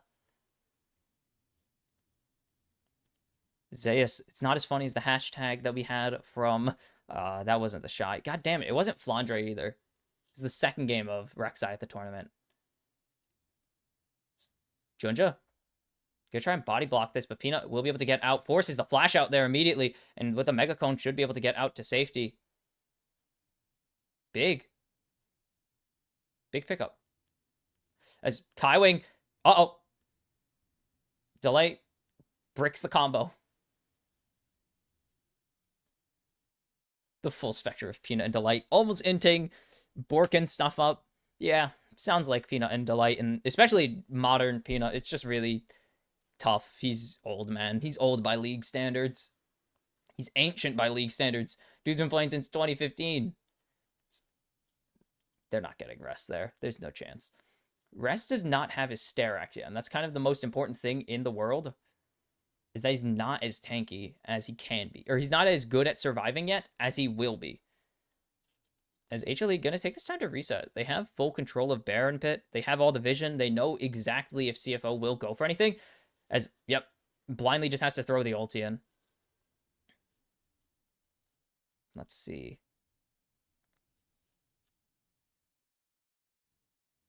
Let's see what the itemization is. I'm really waiting on Rest. I mean, yes, Deathcap, but I'm waiting on Rest to pick up his Sterax. And you can see the win expectancy is in favor of CFO, but it's winnable for HLE. Like, it is very winnable for HLE. They've shown there is some fight here that they can win, and they can position around CFO's advantages. So we'll see how this goes, as slowly building to the GA for Peanut will definitely help with his plays, as Doggo just gonna hit it. Just gonna tank the ulti. The poke tool. The go away tool. Strake in 10, but everyone has teleport on CFO except for Rest, and Rest is currently resetting. He should actually be able to get a flank ward here. Is Junja just going to leave it? Death cap on Doggo. So much AP available as Honkyu stares down Zeus. As HLE started, they have really good frontline potential here with Junja just taking so much damage, but there's the subjugate. And he gets shoved all the way out. And that's going to be the dragon going down. Kaiwing in way too deep. But is there the damage coming in for CFO? Doggo is CC'd. He's going to get void rushed. And that's going to be the end of their actual AP carry. And Rest has to disengage here. And CFO can't find the fight. That was a lot of things popping at once. But they lose this objective. And that is huge. That wall is gigantic from Zeka. And HLE can Baron right now. Honkyu, Rest, teleporting in. Doggo doesn't have TP here as the Baron is started. Zeka. Low, but it's not going to matter. They're jumping in onto everyone. There goes Rest. And there's no damage coming through. Honkyu is just getting the bouncy castle experience. It's a double for Viper, and HLE have fought their way back into this one. And they're going to get the Baron on top of it all. Junja has to run away. Doggo can't do a damn thing about it. This Baron is really slow, but it's not going to be fast enough still for Doggo to get the bomb in. It's in range. No, it's too low. It's too far away. And HLE has swung this gold lead 3,000 in their... Now 2,500 in their favor. It all starts with this wall. Oh my goodness. There's a barely... Yeah, you can see... Such a brutal engage. And CFO, this is an impossible fight to win at this point. The fight is not there. They are not getting their escape luck that they've gotten the rest of this series. And then, what a great shove onto Rest. Because they just lock him down. I don't even know if he has Sterix. It doesn't matter if he has Sterix. He can't get anything done. He can't go into Dominus there. And you can see that all this damage is just coming from two dudes. No one was there. Doggo was literally dead during that play. And it's so hard for CFO to fight in this game now. Like, Viper is 4 items. He has 100% crit. He has a massive advantage now. He's picked up 6 kills.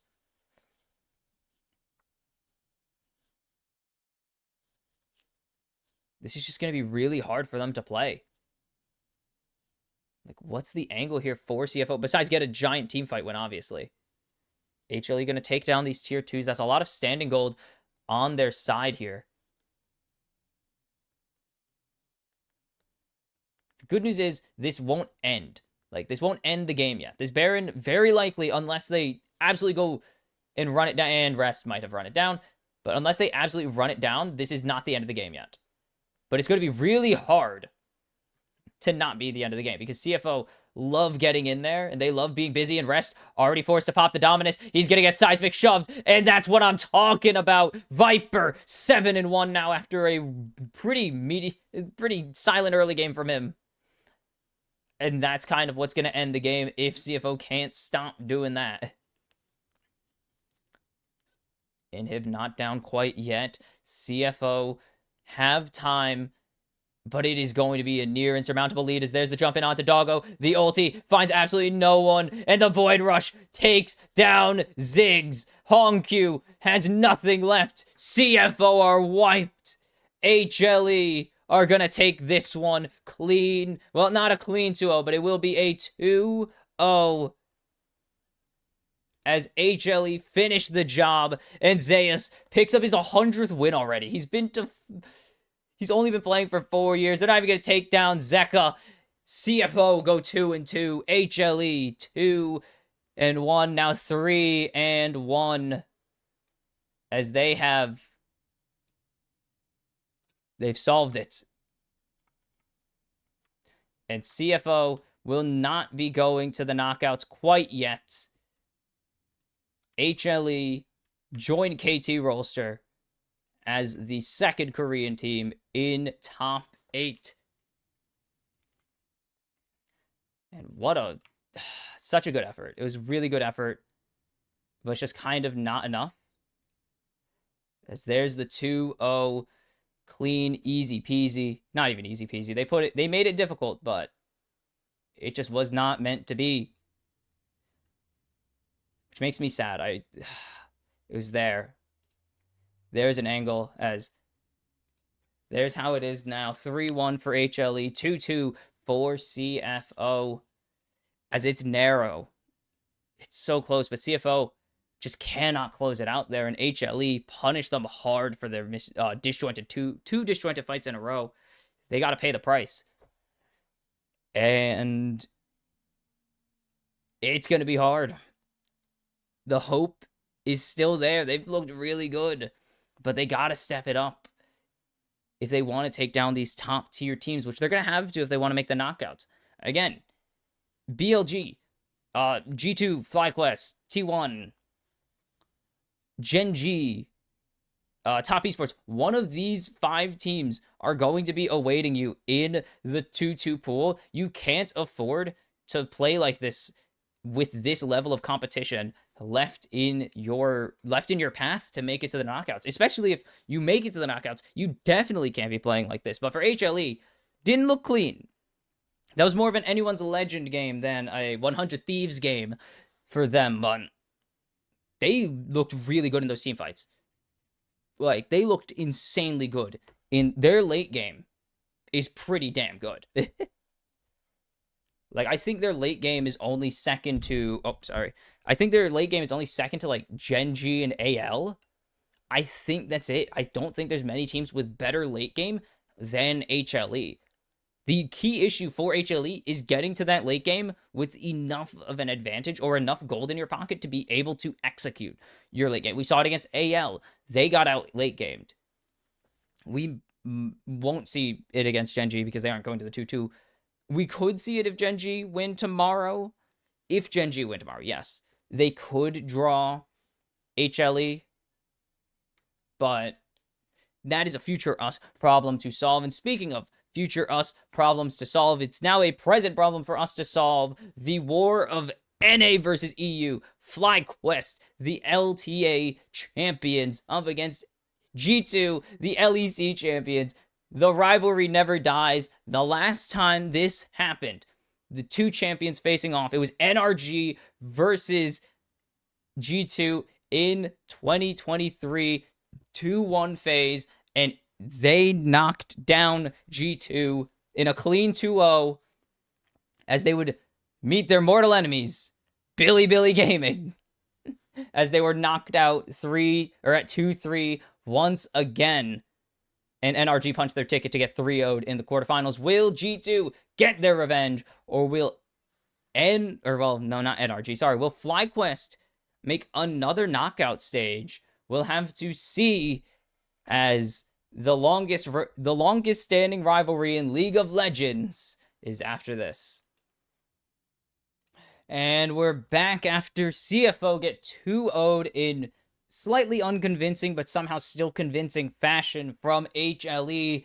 It's time for the ancient EU-NA rivalry. FlyQuest, the champions of not only North America, but the entirety of the Americas, versus G2, the champions of all of Europe and technically the Middle East, but there's no Middle Eastern teams quite yet in the LEC. I don't know why they rebranded the entire goddamn region. Kind of, but not really. It's a non-committal region rebrand anyways, as the French want Hansam and Skimon to do well. We'll see. This is kind of an ancient history rematch, but not really an ancient history rematch. Have these guys faced off? Like, did they face off at MSI? Last year, no, FlyQuest knocked them out. What about 2025? Because 2025, G2 did go international.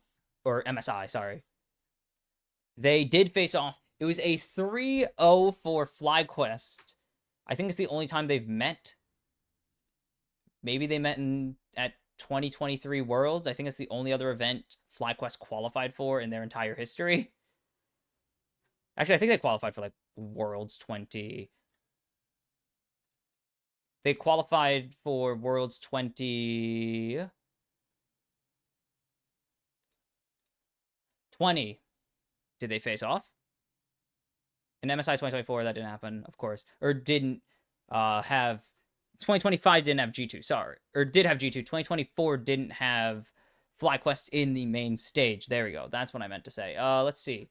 2020, these two did not meet. They were in FlyQuest were in a group with Top, DRX, and UOL.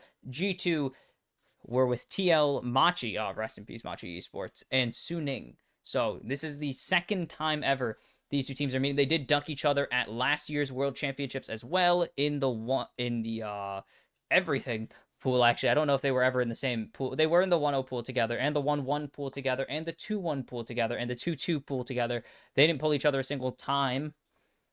So that is how the cookie crumbles. The 3-0 is currently the only score between these two teams. And FlyQuest looking to get back to where they were last year. They went 3-2 last year, actually, having to take down Team Liquid in their final match. But they went off of that 3-2 to lose in 5 in shocking fashion to Gen G. So, like, this team has a not a reputation, but an expectation coming out of NA. Meanwhile, I guess they have an expectation coming out of EU, but EU also has been significantly worse over the past few years since pretty much the G2 2020 run. They've been pretty off. They took BLG to 5? Yeah, this team doesn't make knockouts. It's just disappoint. It's blow the team up. Kick Bwipo. Honestly, I think that's the only member you could change, but that's for future us to worry about. I do really think Bwipo is the only player you can get rid of. The rest of FlyQuest are insanely good with each other. Masubusio is a really good wild lane, and I like Quad. I think he shouldn't be in this region. He should probably be in Korea, probably dominating, probably doing well in the region, honestly. But that's not for me to discuss. Inspired on the Wukong. He got aggressive on it. He's been aggressive on it this tournament, so I'm happy with that, because he's usually a pretty passive jungler. As LeBron's just going to slam the Bard. Just immediate Bard slam. And Skewmon going to respond with his Maokai. This isn't... top lane Maokai made a reappearance in winter to start the year. Not gonna happen. It's not gonna happen. It's no... We're not... This isn't Drain Tank Maokai, save your team kind of ultimate. As inspired as Korean and Chinese fans. I'm impressed there's no, like, quad hype here. It's gonna be Busio slamming the Alistar in response. Not a surprising answer. Or get one... Yeah, not a surprising answer in champion or role. There's no reason not to. Big it's not the same. I mean, Zofguk. I can't say Zofguk was much better. Like, Zofguk was pretty bad. As quad, ooh, this would be a spicy pickup already. For quad, I do like... I've been enjoying seeing the Cassios at this tournament. I've really been having a good time with them. I think we've only had 2. We had Faker, Faker, Shanks. I don't know where I got Zeus from. I think Zeka has busted it out, and that's where I was going with it, but we've seen... I know we've seen 2. I think we've seen 3. I swear we saw a 3rd, but it was so good. It's been really good this tournament. It's kind of been a pocket pick, but I like it. It's I think it's 2 and 1. So yeah, it's been picked up 3 times. But it's really good. I like the Cassio. It's going to be Hans on the Caitlyn blind. So what are they going to ban out here? I mean, yeah, Caitlyn blind, but the Bard is already locked in. Kate Bard's pretty good. We'll see if the Bard Slam is a good idea or not, because that's kind of the question mark. Sorry, I hit the hell out of my mic there. That's kind of the question mark for this team.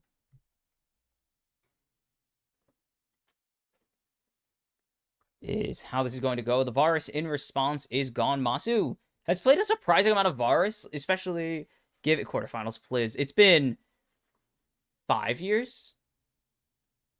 4 years. I think, right? 2022 might have been the last time they made knockouts. G2 didn't go. No. Oh, wow. They got smacked. That was a group of death. I went to check 2022. Slammed. That is a group of death. Damwon and JDG. Done. And I know they didn't make 2023, so it's either 21 or 20. Is it 21? They didn't even go to Worlds in 21. That was the year Rogue won the LEC. That's right. Weird existence. And the Mad Lions group of the Group D memes, as it's going to be the Rumble taken away with the Poppy taken away. I don't love Bwipo's Rumble. I don't think he's going to slam the Mord here. I don't think there's a Mord angle either. So the last time was when they made semifinals against Damwon Gaming back in 2020. This would be their first playoff appearance since then.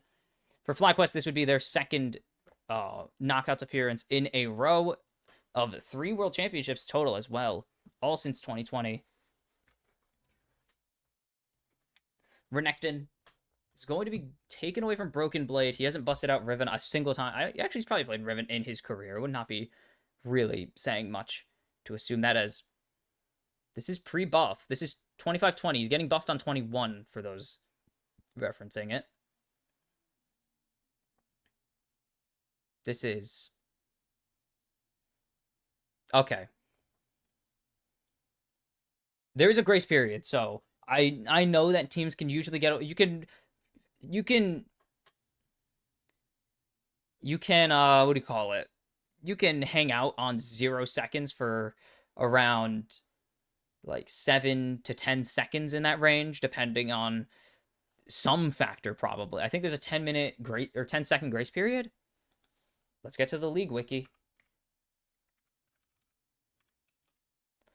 As hair in my mouth. Sorry. Cassante going to be the lock-in here.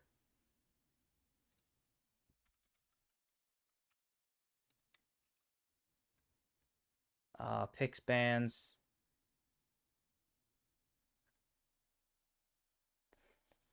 It's going to be the core. Okay, they had the Vayne. I was ready for it. It didn't happen.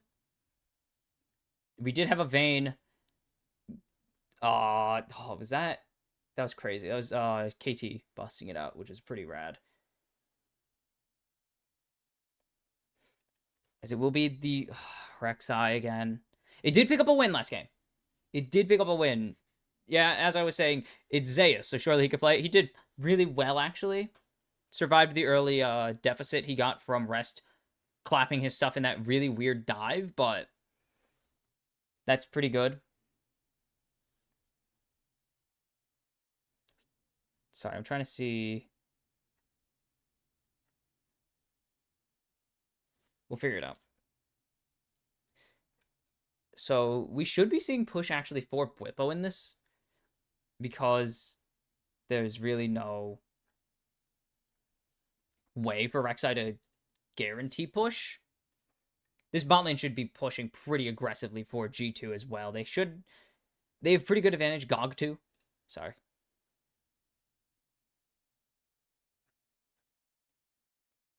We'll figure it out later. We have time to figure it out. We'll dig for some stuff about champ select because these players clearly abuse their buffer or their grace periods a lot. I don't love Talia Victor, mostly because it's boring and it's Talia Victor. It gets interesting later, but I'm not expecting Quarter Caps to really do anything crazy, you know? Like, I don't expect it. As it is game 1, EU-NA war. Let's do it, baby. Oh, yeah. Okay, so this would be Conqueror Corki. Sometimes you see... Nah, you kind of always see it. Yeah, you kind of always just see the,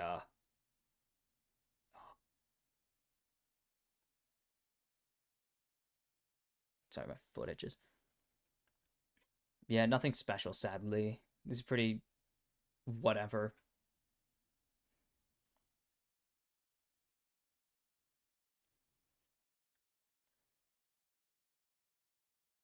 Are there going to be shenanigans? Labrov using a skin of a player that's way above his skill level. As, yep, no surprise, EU has won more of these series than North America in the head-to-head. G2, shockingly close. A lot of that is closed by recent years. FlyQuest, only game... Yeah, okay, so this is individual games, not series. Okay, because those are the only 3 games they've ever played. Like, those are the only 3 games ever played between... Oh, double lane swap is crazy. So some shenanigans.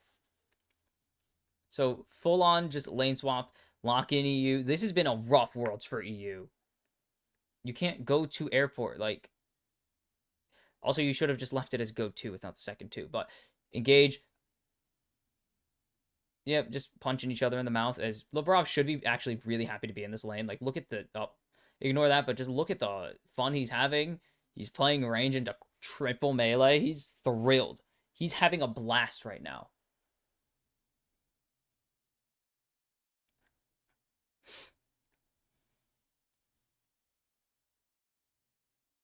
So with the Bard, it's really hard to get this lane control for. Especially because Alistar, again, as everyone has always said in the history of ever, not a champion pre-2. Is quad? Doesn't spot Labrov. They know he's on a rotation, though.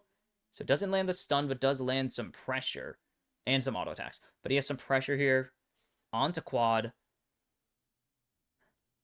And, oh, Broken Blade. Flash away. Nice flash. Into the tunnel. Yep. That's a huge burn. That is a big burn there.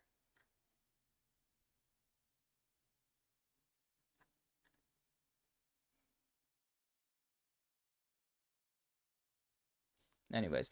Okay, we'll get back to that later. Ignore that. Ignore me being distracted. Sorry, I go off on magical journeys sometimes, and it gets the better of me. Pretty even. Actually going to match each other in this, in pathing. So these jungles should be seeing each other pretty close. I think they know where each other are. Because you saw that ping go down on the Rift Scuttle. So they definitely know that Inspired is up on this top side. Yep, pings go down. You can see the pathing immediately to the bot lane for Skewmond. As I like that these bot lane, top lanes have just traded supports being here and gone. Like Labrov went on a roam, and then Bwipo, or then Busio was here. and then left, and then Labrov came back, and Busio was gone for a little bit, and now we're back to this as Labrov spotted out. Is going to be able to successfully pressure Masu off of this wave. It's Bwipo and Broken Blade are tank gaming up in the bot lane. Down in the bot lane? This is weird. I don't like this. I'm not used to seeing my top laners be restricted to being kind of irrelevant. Is Cap's going to hold this wave? Doesn't get the reset cancel. Or does get it. That was a really weird time to turn off the lights. I don't get it. And so Busio's here. So we're back to normal lanes, kind of. Normal lanes with some conditions. So there's the jump in onto Labrov, as the damage should be returned. Ooh, nice dodge for Hansama, and it is very much returned. Hans has a ton of damage compared to Masu at this phase of the game. This BB should be able to land this airborne pretty easily. Is Quad going to land it? Let's see. Does land it. Good job. Ugh, good job. Well, that's wobbly as Labrov flash away from the pulverize. The smash. Smash.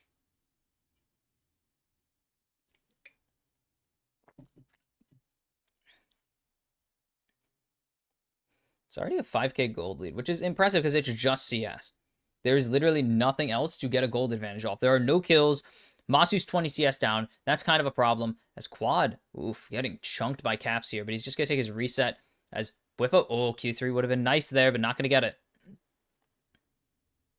As Broken Blade already, yeah, suffering with the Bramble. Because Masu's coming back to top lane here. So we're chilling.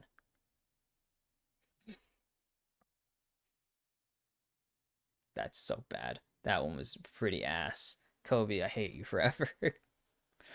It's a 500 gold lead just for Hansama alone. He's chilling. He loves this matchup into the Corki. He's long range, especially with the inability. With Labrov, it's so hard to trade them. Because what are you going to do? Scuttle Crab falls. Who cares? Drake is on the Rift, and it's pretty... I'm scared if Drake is on the Rift, but... the Infernal Drake... Busio with a nice tank. But with huge push in the bot lane right now, as there's the jump in on to Labrov, but Hansama matches the damage easily from Masu. Just nothing there. He has Tear and a longsword. You ever realize it's called a longsword, but we don't actually see the whole sword, which means we can't prove if it's a longsword or not. I actually think a longsword is a legitimate type of... I think it's the actual type of sword. It's not referring to the length of the sword, though it does. I think it's referring to the type of blade on it, not the actual length of the sword. Because it's a broadsword and it's a wide blade, but that's besides the point. Is there's some damage coming out from Bwipo here onto Broken Blade. Doesn't get the Q3. He's trying to... The mental warfare that you have to play against Rek'Sai with any form of inaccurate CC or untargeted CC.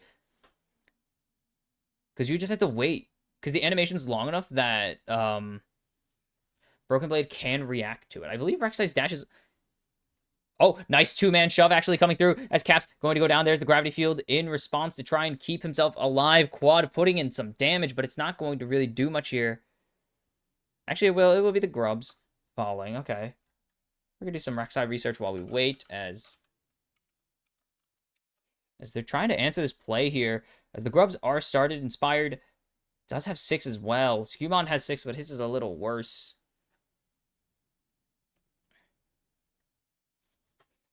Let's see. They get the 2. Is there going to be anything here? Is they're looking for something as nothing. G2 just have to kind of give. Okay. Oh, bird. Duh.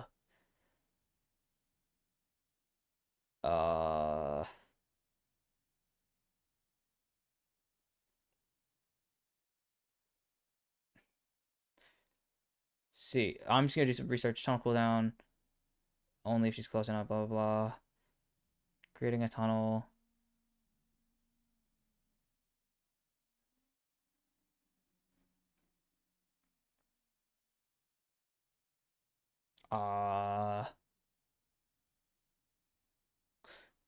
Whatever.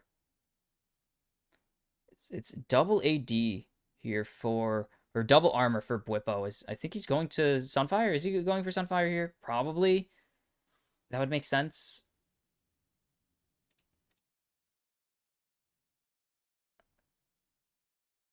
The hell was that? Sorry, I saw something on my screen. I think it was actually. We'll figure it out as we go. Tunnel can be. I know it could target it. I guess that makes sense. Whatever. Anyways, Inspired not going to be spotted out here. As Broken Blade actually doesn't get comboed there. Good cancel with the or with the unburrow, not burrow. Duh.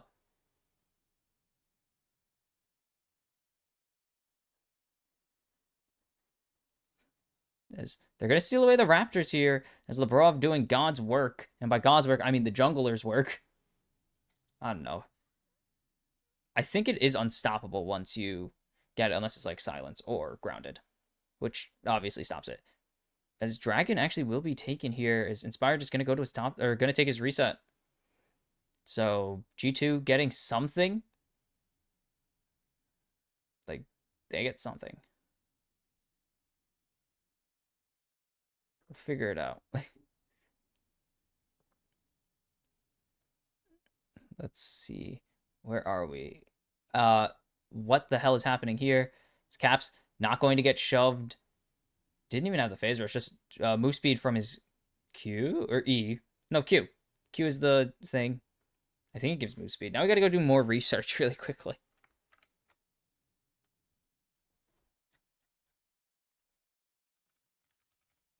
I hope you like my keyboard noises. Yep, after the device hits, Victor gains 30% movement speed. I'm assuming he has that upgrade already. He's at 58 stacks again. He's 114 CS, I'm certain. Because he gets, yeah, 1 for each minion. And then sieges get 10. So he has it. So they have no vision here. Okay, enough distractions. And by enough distractions, I mean I'll get distracted again eventually. As Caps going to chunk down Quad here with the silence coming through. They will get the shove back with the seismic, though. As Quad has the damage flash forward, and there's Busio hitting him into turret, and Caps is going to fall to the support of FlyQuest. So they get something back, but it is a big pickup here for Caps. Solo Bolo for the greatest European player of all time. And I'm not afraid to say that because it is an actual factual statement. He is the greatest. Only in Europe, though. Maybe in across the entire West, but good shove here. But Busio's just not able to get here in time. And then, yeah, even if he flashes there, I think it's short, actually. I think he would fall short if he flashed early. I mean, maybe could have got something, but I don't think it would have been worth it.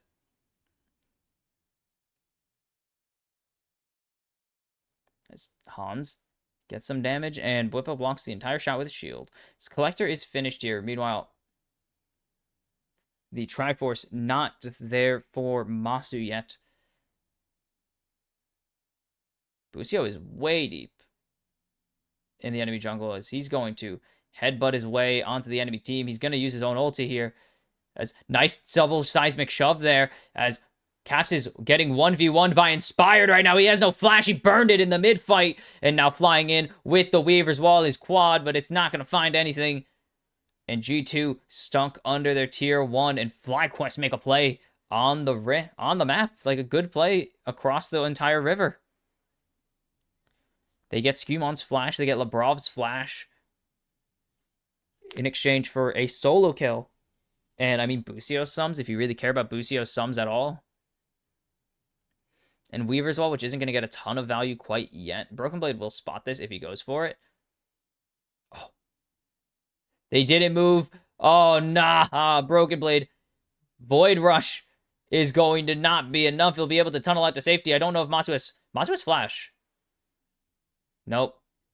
Too late. And no damage coming through from Masu. It is Broken Blade getting out with his life. He does have to burn the flash there as Quad is dead. Quad is just completely dead. Nice flash away. The exhaust coming through. They gave him no chance to survive. Hans Sama off of the back of a nice play from Labrov. And that is a kill over finally to this ADC, but he's already 1k ahead off of CS alone pretty much. And you could see that. Like, it is. And no, it's doing quite a bit actually. And unless you're the support, the passive gold is pretty much identical. Most of support's gold is passive gold. As there's the jump in. Cassante, Q, ulti comes in. He doesn't have the Q3 here as the Chaos Storm is doing so much, but Bwipo's going to be able to survive as Inspired comes in to get the assist, and now the dive comes through potentially. Bwipo doesn't even have teleport here, but there's no wave. And they don't have Tempered Fate. There's no angle for a response play. Good clear there from Bwipo to keep himself and his jungler alive. And Feet of Warfare secured.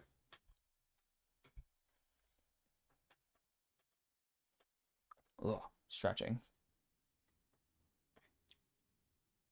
Squad teleporting up to the top side here to answer Broken Blade's push. And BB just going to leave. Busio just going to see the Rek'Sai. The Rek'Sai going to see more than him. Or I guess less of him. Because he only saw... Because BB only really saw the circle on the floor. Technicality, schmechnicality. Only Blackfire. Oh, Caps is 1 and 3. Dude has been the... He has ops. G2 should be able to get this pretty easily. Oh, and Matsu actually wins this if he keeps hitting stuff, but the minions are just being annoying. He's getting hit by the minions over and over again. They keep blocking his stuff. They aren't thrilled about him hitting Caps. Or Hans here. As Matsu is going to actually dodge away from the Cosmic Binding. So we'll be perfectly safe. And Herald will be traded as Skumon does need to clear.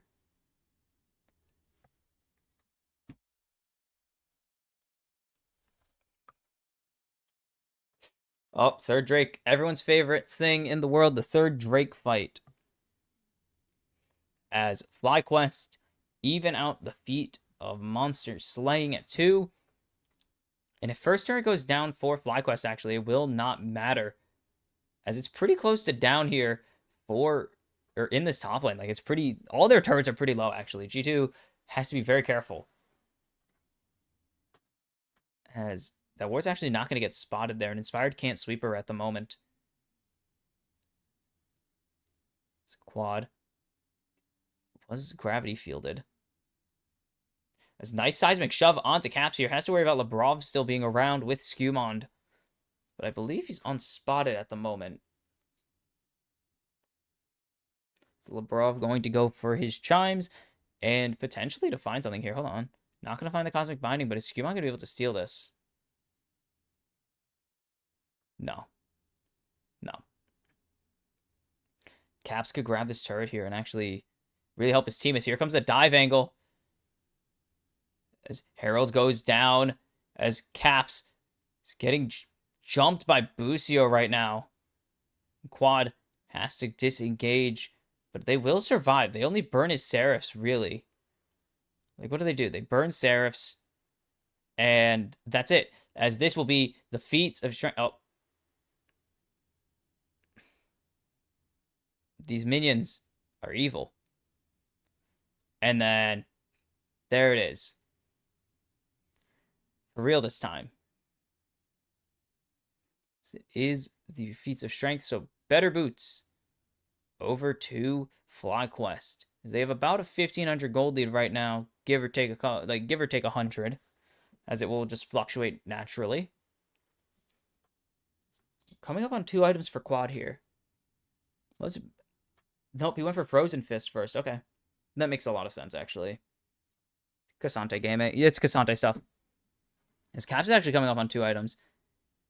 He doesn't really have... He does have the that 1 kill. But he's been pretty even in CS despite dying 3 times. Not even pretty even. He's ahead.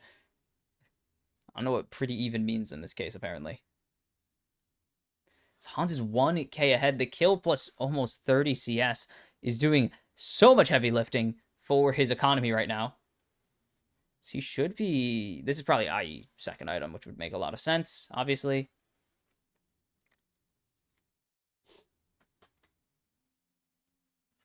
Oh. This is pretty AP heavy. Maokai Skewbond going to be getting this Bloodletter's Curse. I don't know how I feel about AP Maokai right now. Like, Leandry's is normal Maokai items, but I don't know how I feel about specifically like AP comparatively, as there's the wall coming through as the jump in onto Hans Sama forces out the flash, but Quad gets chunked right there. Huge. And only a flash. Actually, they do burn his flash, but that is Weaver's wall in exchange. As there's the jump in onto Labrov, as he's going to get Seismic shoved back. He's not going to be able to portal out, and Inspired going to pick up that one. And all out. He does not yield. He's going to chase. Broken Blade gets to flash away at least. Whippo, I don't know if he really could have did much more there. There was a tunnel into another tunnel for BB as Quad. Not going to get stunned up. Scumon's here, though, so G2 will be able to pressure off Quad for now. Atacon in the bot side is kind of crazy here. I don't feel that, but apparently I should. Oh. Apparently, there has been more action in the bot side than top side. I feel like there's been a lot in top side this game. But maybe that's me being biased towards, I guess that makes sense. No, I really do feel like it was top side.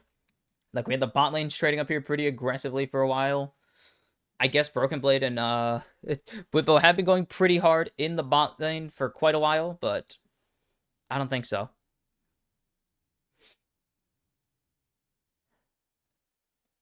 Okay, so Inspired on 2 items now, actually, with that extra kill. As he is here. As Busio starting to chase down Labrov.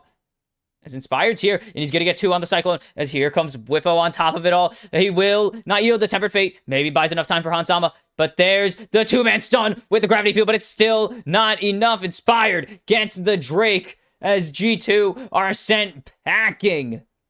As Caps thinking he maybe has an angle, but Whippo not going to fall. He will not yield.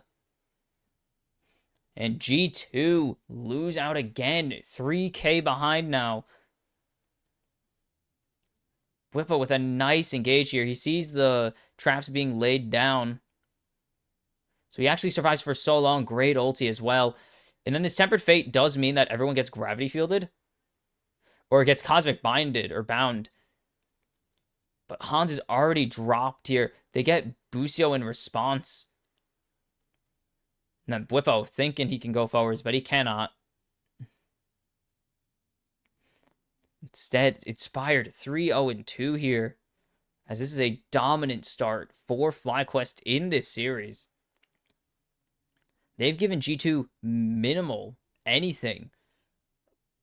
They gave him First Blood, which was responded to immediately. They gave him 2 dragons. But it's really hard to get Drake Soul when you're behind this much. They can't really team fight right now. They're waiting. I mean, Hans and Caps need to pop off, but that was such a good engage from, from Inspired and Whippo combined. That tag team is insanely strong. Oh, Quad. -1. But now the Talia is online. As it is the... Ooh. I mean, with this team comp, it makes a lot of sense. It's just you don't see Leandry's every day. Usually you see this burst style or the Blackfire Torch instead. It's Busio over the wall onto Skewmond. Instant cleanse. It's Masu. Oh. But doesn't matter if it's a lot of damage. 300 health healed. Crazy that you can get away with this.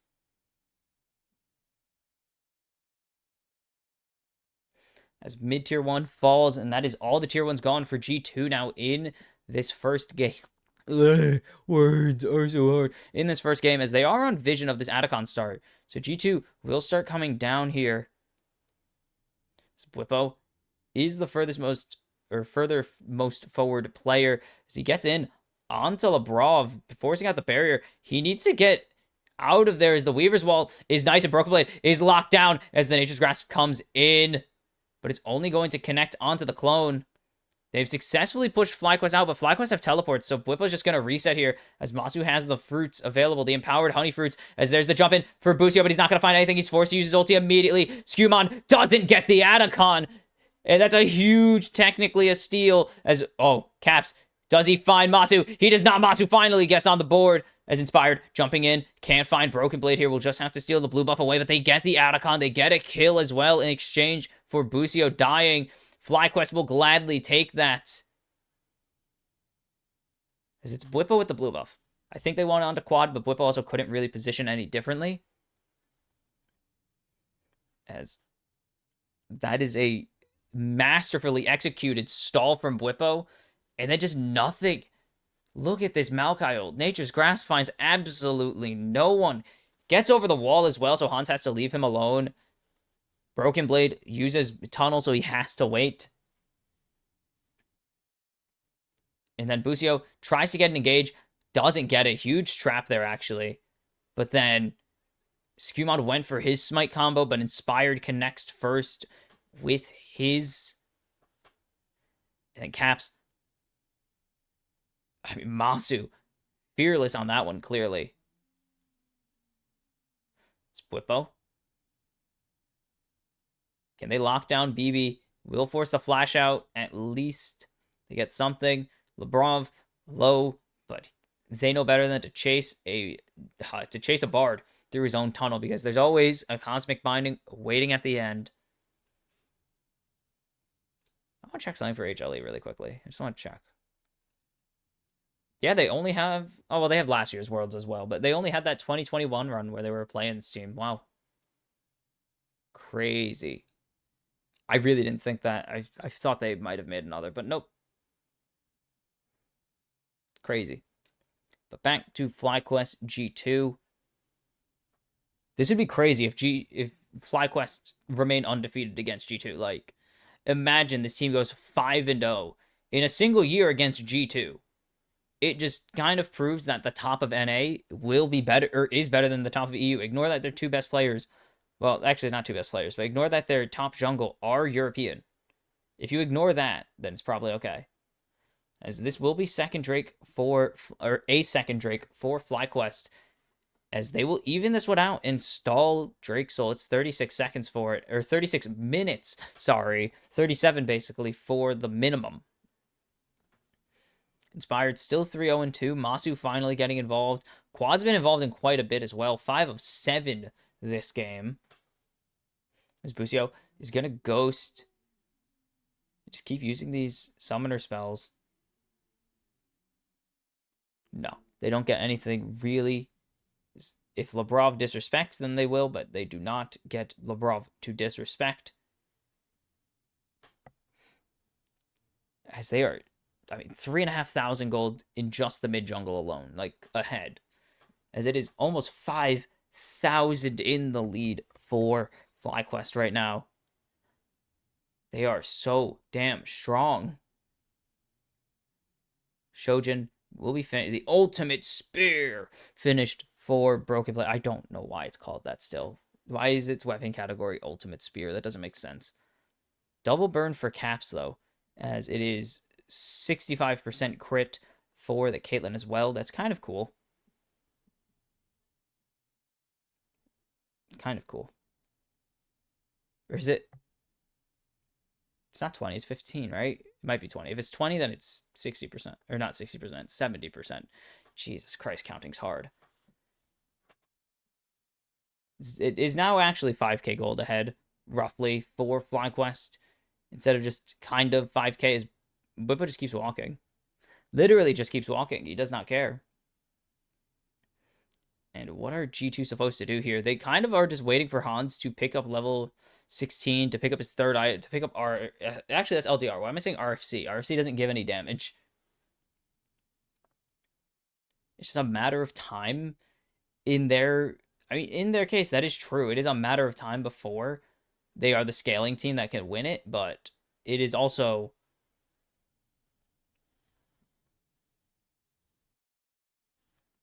It's also that FlyQuest kind of already have hit that scaling point. Like, Inspired's coming up on GA. Quad's going to have his death cap soon. Masu already on the LDR. Probably going to go for the IE into the RFC. If not, IE into GA or GA into IE. It's just a really difficult angle to try and grab the advantage back through stalling because you are so far behind already.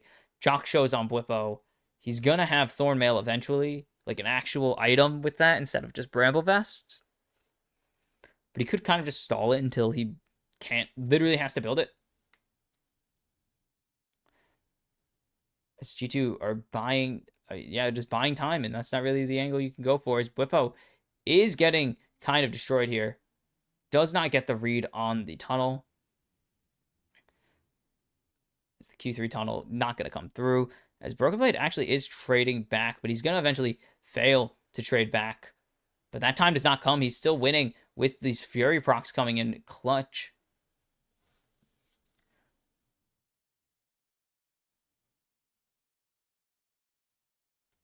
That's Shadow Flame. Actually, it could be Void Staff entire. I could be wrong. It could be Void Staff. Quad forces the flash out of Labrov. Good read there. Good abuse of the vision. And they're finally going to place a control word on it. Spucio is spending so much time trying to bait out these saplings. Just so much time being spent. Eventually does get the sapling to bite and chase. It's going to be not frozen. Oh my god. Warden's Mail. There's a card I'm going off. Warden's Mail plus Giant's Belt is Randuin's. Is it? Yeah.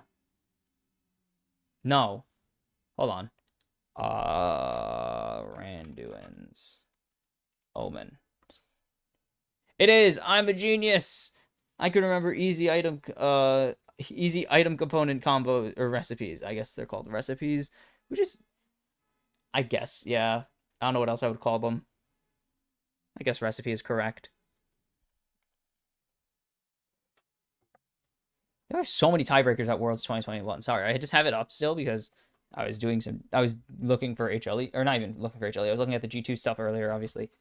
It was like, there were 6 tiebreaker matches that Worlds. The only group without a tiebreaker was B, and that's because 100 Thieves won on the very last day, the second to last match of the entire group stage, or of the second to last match of their entire group. Or, yeah, the actual last match of the entire group they won against EDG. Crazy. Stupid, even. As the Drake is up, as Inspired's hanging out on a kind of flank here. They haven't spotted him yet. He's not moving, so Broken Blade doesn't know he's there. Busio going to get his combo canceled, and he's forced to ulti. He's so chunked already and Inspired. Has to start backing off the wall. Is not doing anything. Quad forced to tank the ace in the hole. Nice damage coming out from the big one, but G2 just have to, or not G2, sorry, FlyQuest just have to give here. Like, G2 can't do anything. Busio has nothing. Quad is so low. They just give. It's not over. They're still 5k in the lead. Best case scenario, they didn't give out, like, the correct play is that, or the correct mindset is, we didn't give over any kills. We can fight next Drake point. Or next Drake, we just need to not blow that. Not do that again. And we can fight the next Drake, or we can force Baron here. As they're in on this fight now. FlyQuest going for Baron. Can they get this, though? Like, there is everything. They only burn Kate ulti. Meanwhile, Weaver's Wall is here is not here, so they can't they can't really deny anything. As the jumping onto Broken Blade is not there. Good buffer on. Nature's Grasp finds nothing again. These have been pretty bad this game. But Broken Blade actually buffering perfectly to prevent the engage from Blippo. I want to fix this. God damn it. Oh my god, I broke this thing. It's Blippo going to get the Q3. Stunned up by the Bard, though. Good timing there to save his top laner again. Broken Blade is surviving for way too long here. So the trap is there. And Baron has started once again for FlyQuest. This is Masu and Inspired now on it. And they're going to pull off of it again. As Masu, or Quad, flying in, caps Nice block there from Inspired. But we continue to just posture. Neither of these teams want to pull the trigger. And G2, I mean, now they have some ulti advantage here. There's no Weaver's Wall. They can't get disengaged. Like, they can't get split up here as easily. They have the Tempered Fate if they ever want to find an engage, but no one wants to go. Jesus Christ, this thing is stuck. I might have broke it. Oops. Okay, we got it. We got it. Hold on. There we go. I have to fix the whole thing. Screw that. Screw that. I'll do it later. I'll do it some other time. I have to do this again. I have to retighten it. Sorry. I want to know if this is popping up because I think it would be really funny if it was. No, it's not. Oh, that one did. Okay, I can move it, but I would have to readjust my entire mic, so I'm not doing that right now. Because I can make it higher, honestly. Probably. There's the jump in onto Caps, and that's going to be Busio picking up that one, and that's a huge pickup. They can call for Baron now. And that is such a big pickup there. And they got, again, Caps for the 5th time this game. He's over 50% of the kills now. It's Broken Blade. Not going to get jumped on here. Doesn't get Q3'd either. Bwipo just not connecting. The mind control from Broken Blade is huge. And it's Baron now. 30 seconds on the captain. Oh, I get it. LeBron, Busio spotted, and there's the jump in. Skewmon forced to flash away. This is offensive redemption, baby. And they keep going. FlyQuest, Inspired, and Masu on it. They're going to get spotted out finally. And they're going to commit. Skewmon's not going to be able to flash here. And they're going to get the smite. It's going to be secured. It's Baron finally going over to FlyQuest 10 minutes after it spawned. About like 7 minutes after we started this whole mess. And now 7,000 gold in the lead is their reward. Oh, baby. We're getting, like, this is getting intense. The tension is palpable. 100% crit for Hansama here. This is going to be the IE for Masu when he gets to finish it. Just slowly but surely suffocating them out. Finding small angles. There's Bwipo. That was way fast. What the hell was that? So they spot out both. That's a huge pickup there. I mean, it all starts with the Caps kill in this bot lane. They were just pushing out the bot lane. Caps overextends, gets caught by Busio and Quad, and then Masu and everyone else and their mother. And then they slowly get this Baron. They get Skewmon's flash so we can't enter the pit, and now here we are. 37 minutes, Baron there. And FlyQuest are going to try and grab this as there's the jump in. Huge pick onto Hansama. And Masu tanking the turret, but he will be able to survive as Inspired continues to chase onto Skewmon, and he should win this 1v1. And I think it's time for FlyQuest to win this game. And it should be the 1-0 lead in this series. FlyQuest suffocate G2 out of this game. As there's the all-out. Busio jumping in onto Caps. The Tempered Fate plus the Zanyas is just for style points. As Caps trying to get this damage down. The turrets are so low. And the Nexus is about to be equally low. 0 HP. And striking first. FlyQuest. Make it 4-0 against G2 this season.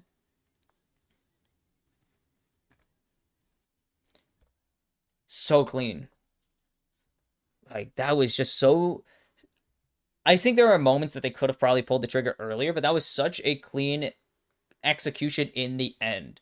And I think that's what matters more than going for a... like, what I think should be the best engage, or going for what could be the best engage. I think it's better for them to just go for the safe play. As you can see, FlyQuest up 1-0 after a very clean game to open this series, the last series of the day, as we are going 2-2-2 games. 2-2-2-2, I think it's 4 days. I'm not sure. I didn't count or check. We're just kind of rolling with it, but FlyQuest, slow. steady. They know they have a scaling comp. They have Corki, Talia, and Cassante. Slow and steady is going to win them this game. And they know so well the limits of their fights at some points. Whippo, I feel like a lot of this game was non-factor for FlyQuest, but eventually they just kind of stood there and choked the life out of G2. They denied them resources, so perfectly denied them resources. Words are hard. Like, the kills were, what, 11-6 or something? It was just such a slow burn game. FlyQuest knew their game plan and just executed on it. They didn't really bother with the chaos of the chaos of HLE and CFO. This was a very cold and calculated game. And they slowly but surely just won this game.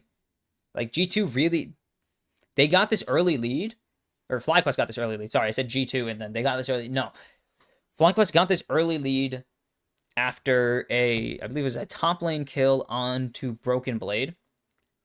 And then, or it was Drake fight. Yeah, it was top lane kill on Broken Blade, and then a river fight that they won 1-0, and they were up 3-1 at that point after responding to First Blood. And it's just, what are they supposed to do?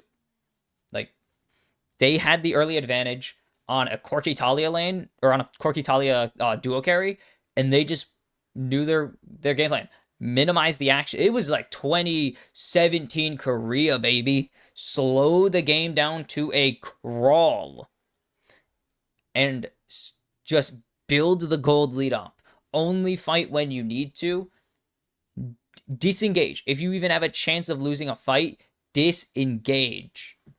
And it paid off, as really the only 2 disengages they had to do were the 2, like, 1 Drake fight, actually. The only disengage they had to do the entire game was 1 dragon fight. Every other angle was either they went even with G2 or they already had an advantage in that situation and they just pushed it, and G2 just... I've never seen G2 do this before, but G2 really just played keel over and die League of Legends. Like, I've never seen this team not throw a haymaker when they're behind. Like, that's crazy, actually, that... It's crazy that they just didn't answer. G2 were down 1,500 gold for a good chunk of the game, and then 2,500 gold for most of it, and then just... They never made a play. Like, G2 never engaged. They never found an angle. They were always in response or passive plays. And it's not 2017. You can't win games anymore being hyper passive and minimizing action if your opponent's also minimizing action, but have a lead. Like, yes, you have a Caitlyn, so you can kind of stall that. Audio broke for a second on stream, but, like, yes, you have Caitlyn, you have Victor, you can stall, but they have Talia and Corki, they're already accelerated. Eventually, Cassante's not going to be killable. You need to make a play. You can't just sit back for... Like, you see, the gold lead is literally this, and then it plateaus for 15 minutes, and then it spikes when FlyQuest win the Baron, or get the Baron, that's a big chunk of it, and then win the fight that ends the game. Like, nearly 10 minutes of this game are G2 just matching FlyQuest CSing when they're behind. Like, what?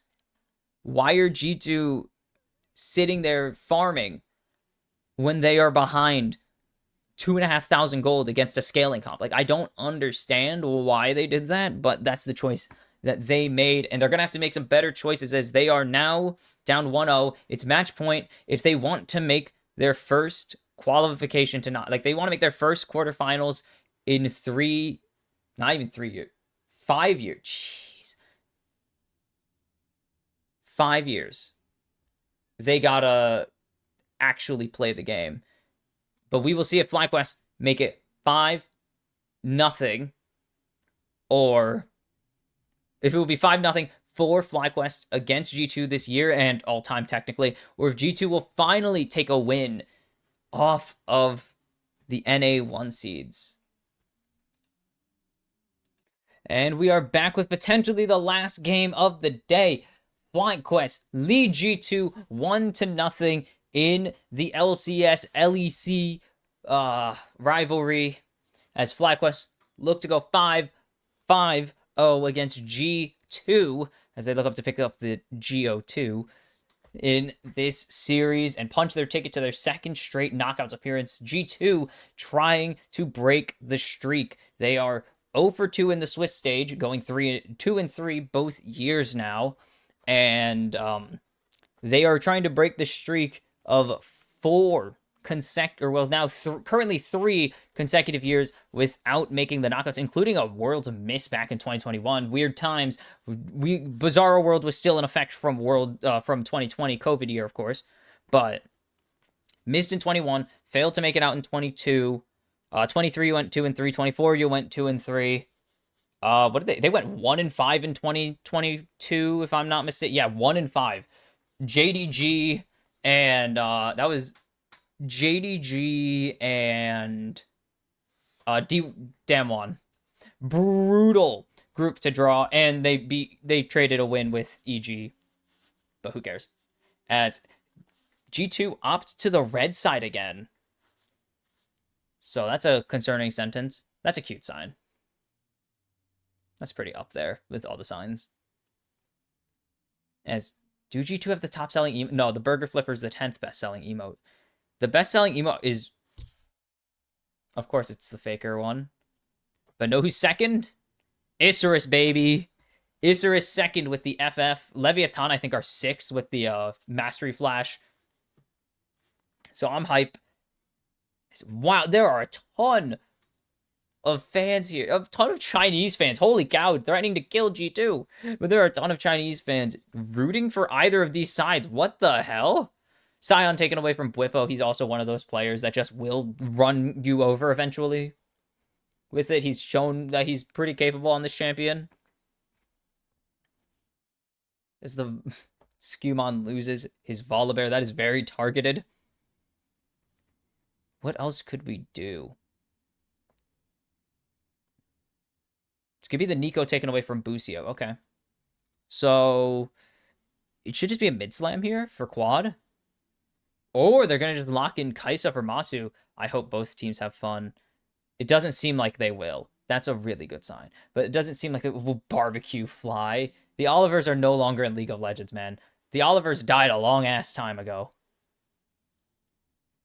I don't know why they were called that. I know why they were called BBQ. I didn't know why they were called the Olivers. No, they're actually going to go for Inspired Xin Zhao early. So FlyQuest just played a really slow-paced game there. And I would like to not see them do that. One, I have other stuff I want to do today. But also, I think it's really bad for them. I think playing that slow is just really bad for any team. Like, if that was a team that actually decided to play the video game instead of sit around and do nothing, they lose that game 100%. If that was CFO, even though I think they haven't faced CFO this season or this Worlds, I think they've beaten CFO. No, they didn't even play CFO at MSI. Or wow, they actually haven't faced.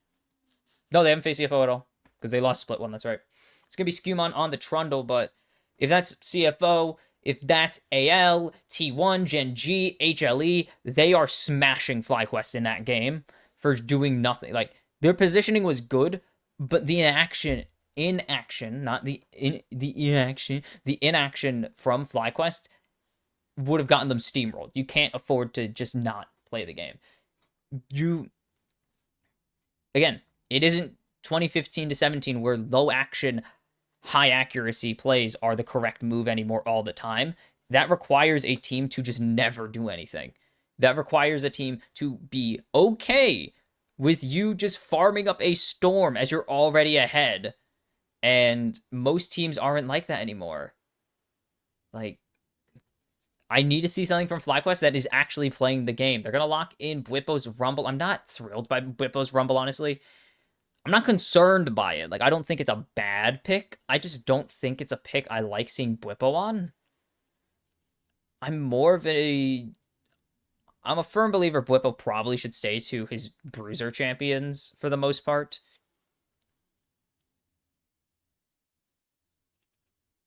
But that is his choice, as it will be the Annie for quad. I wish it would go to Busio, but I don't think Annie really works in... Actually, I've been enjoying Annie support. She's really strong as a support, actually, but I think giving this to Quad is way better than giving this to Busio. Especially into the Aurora. What is she gonna do? If she gets bared on, it's over. It's just GG if she gets bared on. I did not clean my glasses today. I did not. I forgot. I legitimately always forget to do this. If I do anything before I clean my glasses, I forget. And this is going to be a good Galio pickup, actually, for... I'm assuming this is for Broken Blade. Unless they want to lane swap. They could do that. I don't think you want to play Aurora into the Rumble, though. But they could swap it. It's not even the end of the world if they swap it, honestly. I think the Aurora might be a better matchup.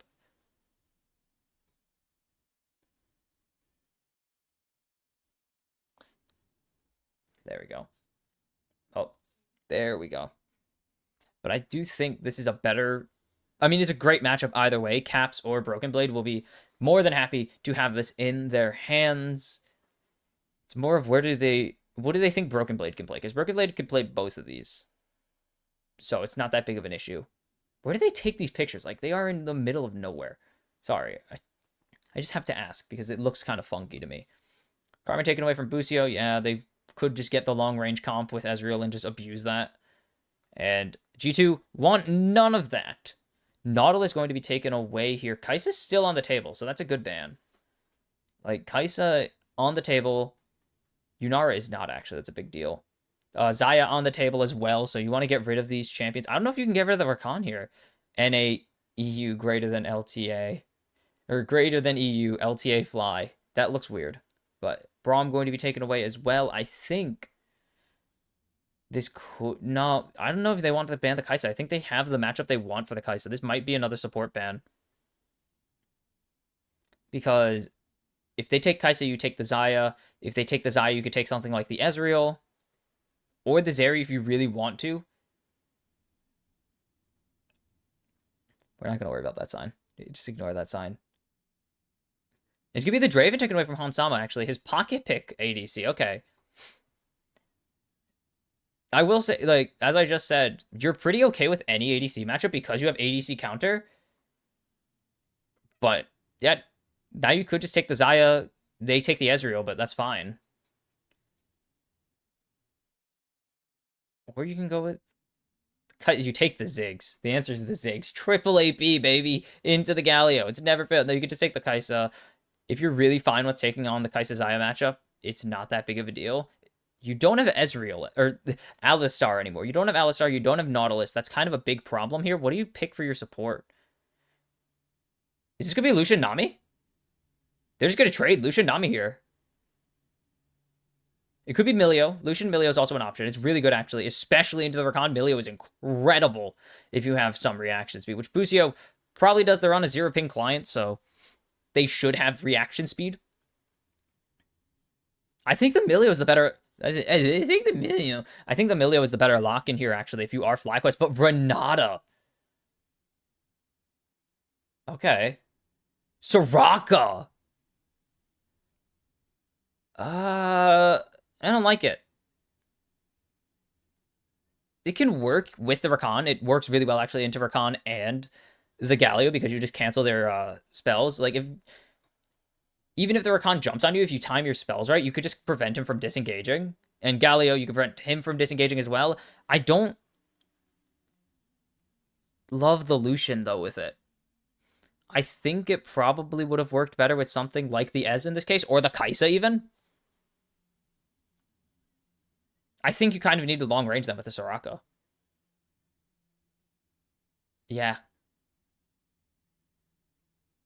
If you want to poke, though, you take Ezreal. Lucian does have decent trade if Xayah doesn't root him.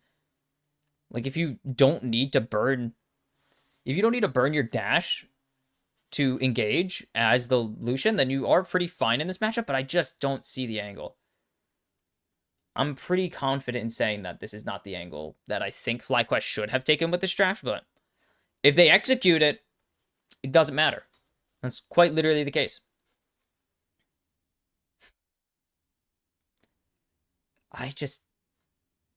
Why does Dylan remind me of I can't remember who he reminds me. He just looks like someone. I don't know who it is, though. It's so weird. I know who Dylan... Yes, I know he looks like Dylan Falco. That's crazy. But G2 locking in the better... I just think they have the better comp here. I really do think G2 have the better comp. They should win this game. I can't really see an angle where G2 lose this unless they massively get behind. Like, that's about it. They would need to pretty hard feed this Lucian to lose out on this, as we are in to possibly the last game of the day. It's 1-0 FlyQuest. G2 backs against the wall. They chose the blue side. Nightbringer Soraka. And instant ward clear from Busio. I like that rune set, actually. I'm a big fan of that Busio rune set right now. I don't love not having mana flow, but I'm a big fan of celerity on Soraka. And Scorch is obviously like the best rune set for supports. It's like the best rune for supports in the entire game.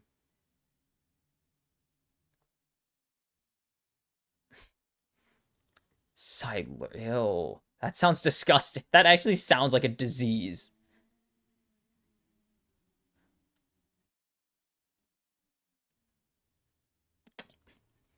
Okay. It is so windy out. I don't think you guys can hear it even if I talk. Big Soraka picking the big 25. Truth. 33-0. I mean, yeah, when they're ahead at 14 in gold, they win. They have won every single game so far that they have led in. As yeah, this is the upside here. You have so much damage. Good thing they panned the Braum because they would have picked it, because this is an insane comp for Braum. And I think this honestly is probably like the best case scenario for that, as Quad going to win out that trade. That is kind of the upside here, is that you have more damage than if you were Renata. Maybe not if you were Nami. Nami has pretty good damage as well. But besides Nami, you don't have this much damage with Milio. Your kick is on way too long of a CD. It's a nice stun coming through for Quad again. He's just putting so much damage into these trades with Caps. Like, Milio doesn't have it. Renata definitely doesn't have it unless you have insane auto-weaving coordinate. Like, unless you have insane auto-coordination. Yeah, no, this is fair. I see the angle. I like the silent circle as well. I think it's better counter-engage. It's not as good as Milio's counter-engage, but it's better than Renata's and Nami's, in my opinion. My humble opinion. Squad is just going to keep this going. No potions on either mid laner, though. As Labrov does have the engage now, but there's the silence onto the Xayah, actually. Not going to prevent the disengage from Labrov. He doesn't have that yet. Instead, just trying to prevent as much damage from Hans there as they can. They don't really win that trade out. As taunt comes through, who cares? It's Galio Rumble. But they do get the push back in their favor, which is most important. It's inspired. Ooh. We could be seeing a fight here. Skumond is spotted. And he's going to get jumped on here. Skumond, of course, should win this out early, as nice silence coming through. Good force disengage as well from the side of FlyQuest. And in a 1v1, Skumond actually should win that eventually. I think. Nice combo from both of these mid laners, but Cap's actually going to be able to not tank the Q there, so he's chilling. Oh, no, he did have the Q on him. Okay. Skumond going up. They should know he's there. It's Broken Blade. Bwipo just flashing as soon as he can. I think that was a frame 1 flash there. If not, it was pretty close to frame 1 flash on the pillar. Because he was airborne. Or airborne, I guess. Yeah, airborne is the correct past tense as well. Yeah. Just right when the airborne ended from the pillar, he just went up and he was like, I gotta flash out. If not, he dies.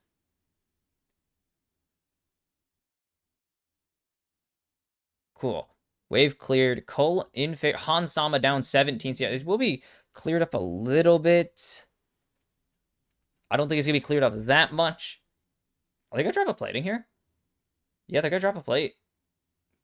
Good job from Hans to just super slow clear.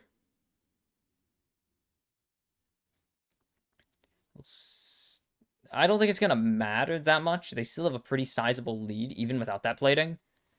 As it's not a cold, it's actually a Caulfield's here to allow more uptime for Masu.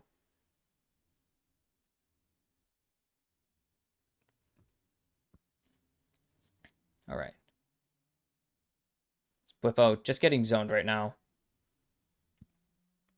Has the ulti. Broken Blade should have the ulti off of this wave as well. Blah, blah, blah.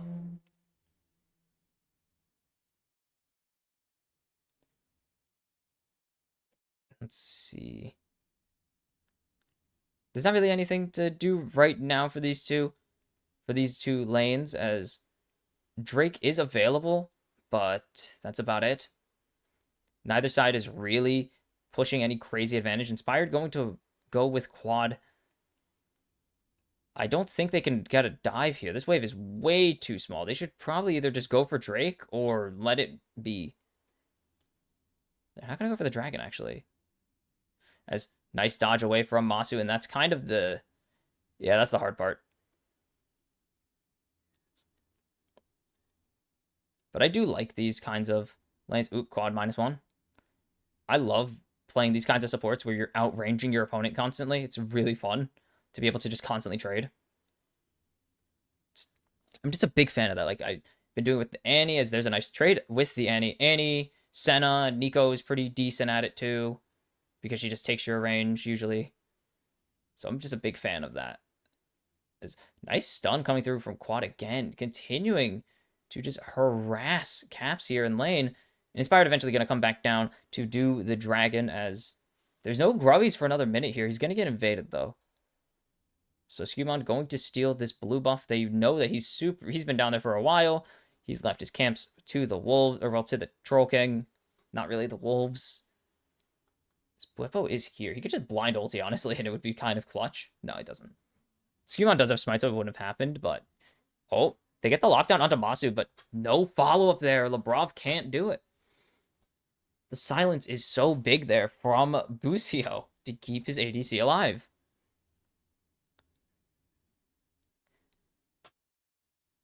Okay, it's not really a big gold. It's not even a gold lead. It's like 100, if even 100.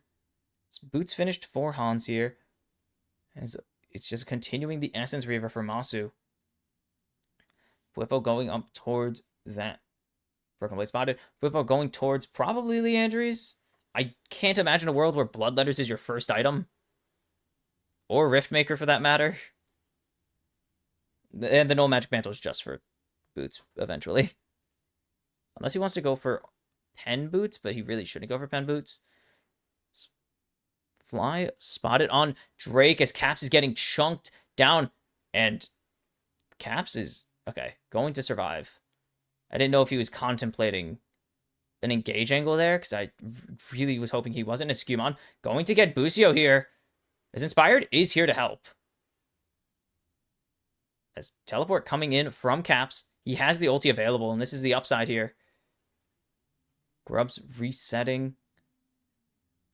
This is the upside of having, or of Caps taking that reset, actually. So he has advantage over Quad right now. His first Grub goes down. They just need a second one. And there's no chance they get this. Inspired already on his bot side. It should just be a clean 3-0 sweep in the Grubbies. And so 2 objectives down. It's 50-50 for these teams at the moment. Quad, huge CS advantage. Masu's big CS advantage has disappeared. And Skewmon with a big camp advantage right now. And Busio 6 ahead. That really matters. That's the most important one. Most important gold lead in the entire game, of course. I may be biased. As a support main, I might be biased that this is the most important CS lead in the entire world, actually. That 51 CS, or that 51 gold advantage is coming in clutch. Look at this.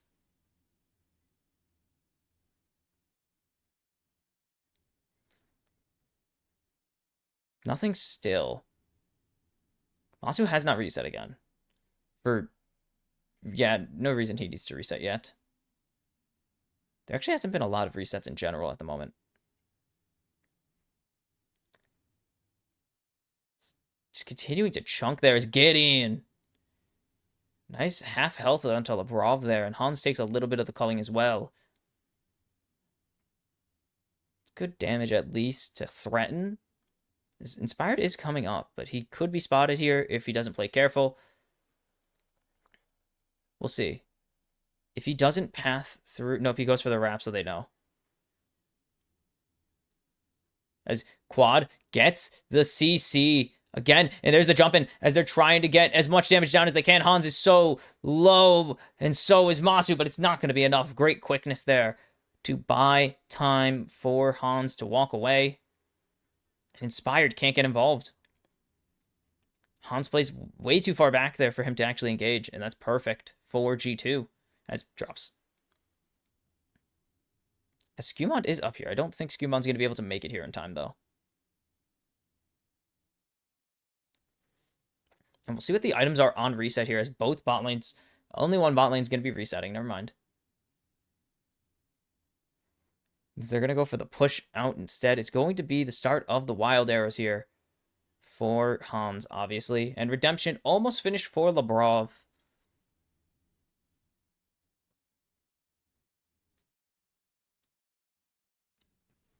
And Masu should just be done with his item. Yep, Essence Reaver will be the first item finished in the entire game as resets start coming through for the rest of these members. As 30 seconds on Drake timer right now. Oh, ignore that. Ooh, Triforce for Skewmon. That is huge. Caps with the Leandries. Hollow Radiance for Broken Blade. Yep.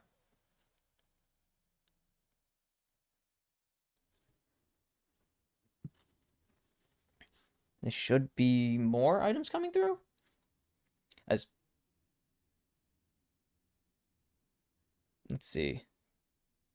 Inspired going to get his Sundered. Sky. Quad not taking his base here. He has Teleport, but he just does not want to take his base. Let's Skewmon going to just start rushing this, and FlyQuest are going to say, we can't do anything.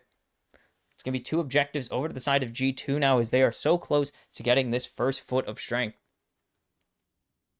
Or, well, feet of strength is still correct, but shush, it's funnier this way. Whippo gets a plating for himself, as Broken Blade is spotted here. And the strat could be you actually overheat intentionally. I don't think Whippo had the ability to, as Cap's going to... Was that not the stun? I guess he used it on the wave, but you can intentionally try and overheat to punish the Galio a little more, but it's also kind of hard to do that. You have to burn like 2 rotations of spells, at least, like a rotation and a half at least, which isn't always doable. That hit him? I'm impressed that Q connected. So Malignance finished for Quad. There's no reason to reset for that, yeah. Malignance finished for Quad. He's on a decent timer. Is it Labrov? On this wraparound here, not going to get it. Skewmon gets the pillar, and there's the jump in onto Busio. There's, oh, the double charm with the quickness. It's Skewmon going to pick up first blood. Masu, get in. And it's not enough damage quite yet. It's only a couple bullets. Not even close enough to justify anything. Uh-oh. Oh, nice dashes. Good reaction speeds from Masu. So he's not going to just die for no particular reason. As Inspired is on the way down if Masu can buy time. He's trying to avoid over pushing, though. Inspired on the wraparound here. It's going to be too fast for him to make it down in time. So G2 know that there's a potential response, and they dip the hell out, and they make it. As Skewmon on Quad, the pillar not going to hit on the correct side. Labrov finishes his item. Is this going to be Busio starting Shirelia's? It could be like 3 items, and that's my problem. Because it could be Shirelia's, it could be Moonstone. Does Moonstone? No. No, it is. It could be Moonstone. Sorry. Shirelia's doesn't give move speed. I'm thinking of a different item. Yeah, it's going to be the Moonstone. Okay. Shirelia's only gives the active move speed, not the path. It doesn't give passive. Is the lane swap? Or, well, the mid move here for Hansama is both bot lanes should be just letting... Or both mid laners should just be letting their bot lanes take the lane over.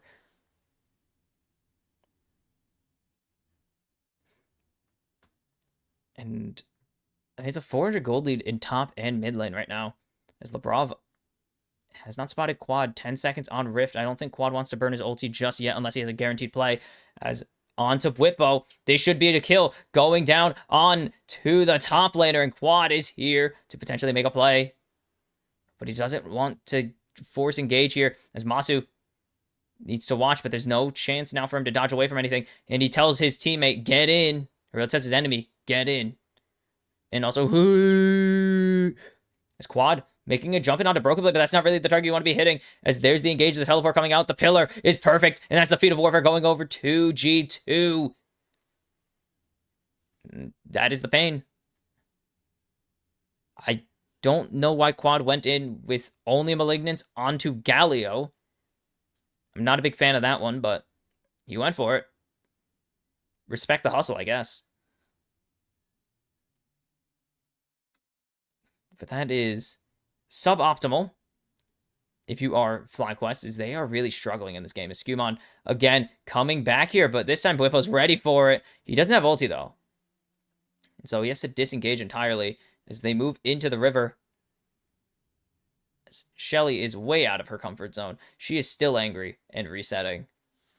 So, surely there's no angle onto... Yeah, there's no angle at all. And it's Kumon is kind of just the difference right now for G2. But I'm not a fan of how FlyQuest played that. Like, FlyQuest played that very ugly. Jesus Christ, that wave clear is nuts. It's just kind of not the angle, you know? They get the Rift Herald, so it's going to come down to third Drake. Everyone's favorite objective. Everyone's favorite major objective. As they're going to try and get this first turret here. It's Drake in 23 seconds. And it will be... They don't have the Talia wall this time. Oh, there's the pillar, though. As Between Worlds used for Bwipo. As Hansama going forwards. And here comes the teleport from Quad. He might be in a little too deep, though. As the instant exhaust comes out. Shelly not going to be able to charge here. As there's the jump in onto Inspired for Broken Blade. The damage is starting to stack up here onto FlyQuest. These members are getting pretty low for how you would want to start a fight. As Caps going to get jumped, or Busio going to get jumped on by Caps. As there's the burning, but it's not going to be burning enough here. As going in, nothing finds the culling. As Inspired will try to survive for as long as he can, try to find any damage, but there is just none. Hansama way too far back to be safe, and everyone on G2 surviving on 1 HP. In a dream, and FlyQuest do not win this fight. They get the damage, but they do not find the kills. Everyone on G2 gets out, and Bwipo just dies for nothing. As, oh, and Masu's dead here. Oh, he actually survives. Nice play by Busio to keep his ADC alive, but G2 continue to win across the map. They just keep finding things. I mean, that's flash down now on Masu. That's huge. Bwipo just in Narnia right now. He's way too far forwards. Equalizer not doing enough, and he gets torn through. Masu can't find anything with a culling. He can't go forwards. He's zoned by Caps. And Inspired trying to find something, but there's just not enough damage. Barely not. The flashes are huge from G2. And FlyQuest can't find a damn thing.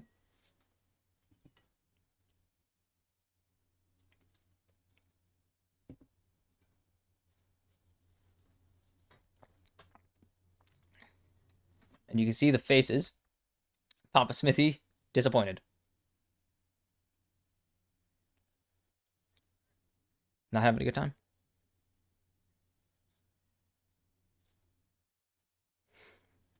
Is Drake just done? That's just gonna be the feats of strength over to G2. No contest available for FlyQuest here. They didn't get anything out of the Herald. They didn't get anything out of these past two fights. And this is going to start ramping up here if you are FlyQuest. Like, this is a dangerous game you're playing. Yes, Masu is going to start getting stuff, but Hans is going to outscale him. As drifting red buff, I don't get it still. As Skumon jumps in onto Inspired, and they're waiting for the grand entrance, as they're going to save it for Quad, as they go between worlds. Labrov with the quickness going to find Inspire. They're going to lose the blue or the red buff here. As G2 do get out. But it is not looking pretty here. Whippo has ulti. Whippo not going to throw ulti. Ooh. Whippo's ulti. Whippo absolutely borks his ulti. What the hell was that? Whippo? I mean, they get the Atacon off of it, but what the hell is Whippo doing there? He has so many angles to ulti, and he doesn't do it a single time. Until it's way, like, terrible. And this is why I didn't want to see this guy on Rumble. He is not doing well. Rakan has no dash. Labrov has no dash, no flash. Doesn't ulti him. He gets the engage onto him. Doesn't ulti him. He knows exactly where he jumped to because he sees him fly off his screen. No ulti, misses the Xayah with it. What am I watching? This is one of the worst Rumbles of all time that I've ever had the displeasure of watching. Like, and I had to watch Aja, like, a day ago, like 2 days ago, play Rumble, and it was pretty rough. This is no team is doing anything. Like, G2 are a little more proactive. Like, they're fishing for plays. It's 3 wards go down on this thing. As this is actually the engage coming in huge. So much damage, but it's not going to be enough. Scumon surviving on 1. Inspired finally falls to the hands of the Trundle. And Labrov on 1 HP. Quad just doesn't have the damage yet. This is getting ugly for FlyQuest. Just everything that could go wrong is going wrong. Quad isn't going to get dove. He has the stun available. Whippo should just burn Scumon to death here. Nice flash. Doesn't get the flash in response. He was too slow. He was literally slowed. As nice ulti. Han's going to be alive, though. Has the redemption from Labrov. So there's that was an angle. That was a good angle from FlyQuest to get something back, but it was a 1-for-1 in the end. Okay, that was just one. I heard there's a teleport. I'm like, where? I was not seeing one. And I was like, why would you TP now? Atacon is already gone. There's no objective for 2 minutes. Why are you TPing on this timer?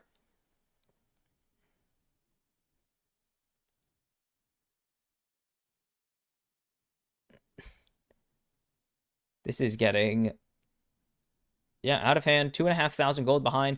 I don't think Whippo can actually get this turn. No, he gets it. Okay. I was like, I don't know. It depends on how aggressive Broken Blade wants to be, because he knows Whippo doesn't have ulti, actually. So I didn't know how aggro this Galio wanted to be. As jumping onto Labrov just makes him disengage. Quad does have the Leandries now. There's so many masks in this game. 3 of them. We're not going to get 4. That's actually a, what do you call it? That is going to be, ooh. No, Whippo has to completely disengage. He doesn't have ulti, unfortunately, to get this wave. No one's going to engage. He sees Labrov backing off, and he has his guys here, so he's pretty chill with hanging out and getting his CS. Oh, it's over to 3K now. This is a problem. This is going to be an issue. Broken Blade can continue to just be a nuisance. It's Bloodletter's finished. Wait, what is he gonna go then? Is he gonna be double? It could be double Bloodletters. I don't know if it stacks. Let me go check if Bloodletters stacks.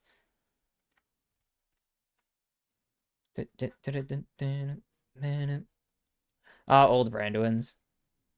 They're a really crappy looking one. Let's see.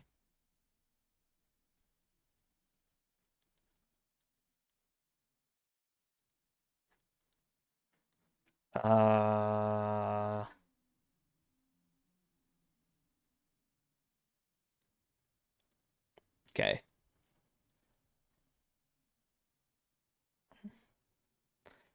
Oh, just gonna keep getting some chunks onto Labrov. He's going to lose.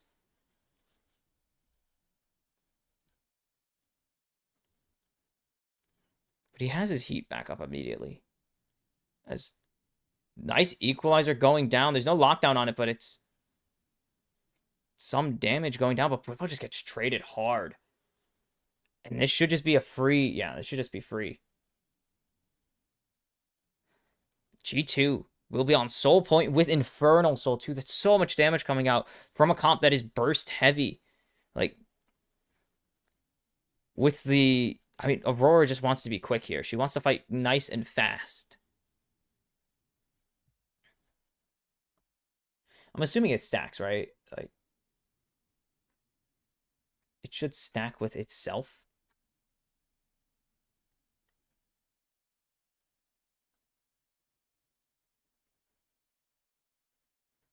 Let's see. Yeah, it should stack with itself. It's like Cleaver. Cleaver stacks with itself. Okay.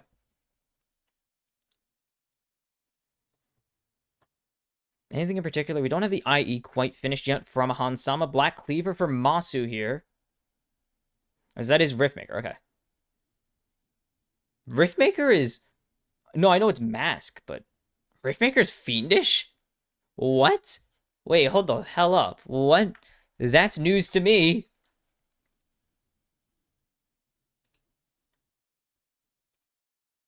Fiendish Codex. Okay. Interesting. As Teleport coming in onto Whippo, actually. This is a massive catch out, as the Rumble being down will be huge. He's going to just throw the Equalizer down. That's not a bad one to prevent them from jumping onto him, but they're just going to do it anyways. They don't give a damn. And that's already one down. Nice engage. And that's the Between Worlds. Big circle comp comes through. Culls nothing. Inspired force to flash away, but Hans going to find one more for G2, as the cleanse is a little too early. But the redemption is so nice, and G2 tear through FlyQuest in a 1-for-2. And they're going to just keep going here. They're going to push aggressive. Broken Blade has teleport if they need it. Hansama and Caps. I mean, Skumon. It's all Skumon here. He's such a beast. Labrov doing such a good job as well to continue making this space. And G2... slow and methodical find their fight again. This is a very slow tempo series, as BB is here to just deny them engage. As Quad going to get hit by the CC. There should be an easy smite coming through, and Quad is already gone, and they're jumping in onto Busio. Busio has to flash away. As Masu trying to kite the pillar comes down. Whippo trying to find any damage he can, but he's not. He's going to get rooted. He's going to get taunted. He's going to get airborne. He's going to get killed by Caps as he's on a killing spree. Masu can't flash away, can't dash away. He is going to barely escape. That's a nice block from Inspired, but is it going to be enough? As there's the Subjugate coming down onto the Xin Zhao, and G2 finally have to give this one up as the culling coming through here. They're keeping Hansama alive. Do G2 find an angle to re-engage? Almost kills on Busio with the Feather Pull, but no. So much had to go right there for FlyQuest to even get out with their Lucian, and it's still, they gained an instant 1100 off of this Baron after the 1500 cash injection. And Bwippo, just where are you going here, my guy? Just running it this game. He is not a Rumble player for a reason. He actually does zone Caps off for quite a while. It's just so hard to cover the entire thing. He had to angle it a little better. Inspired, nice kill here, but that doesn't matter anymore. Is the auto already on him? Yeah, the audio's on. Oh, he got hit by the Feather passive. Wow. He got hit by the W passive. Or, well, the W active, I guess, technically. And then Quad doesn't even get a chance to play the game.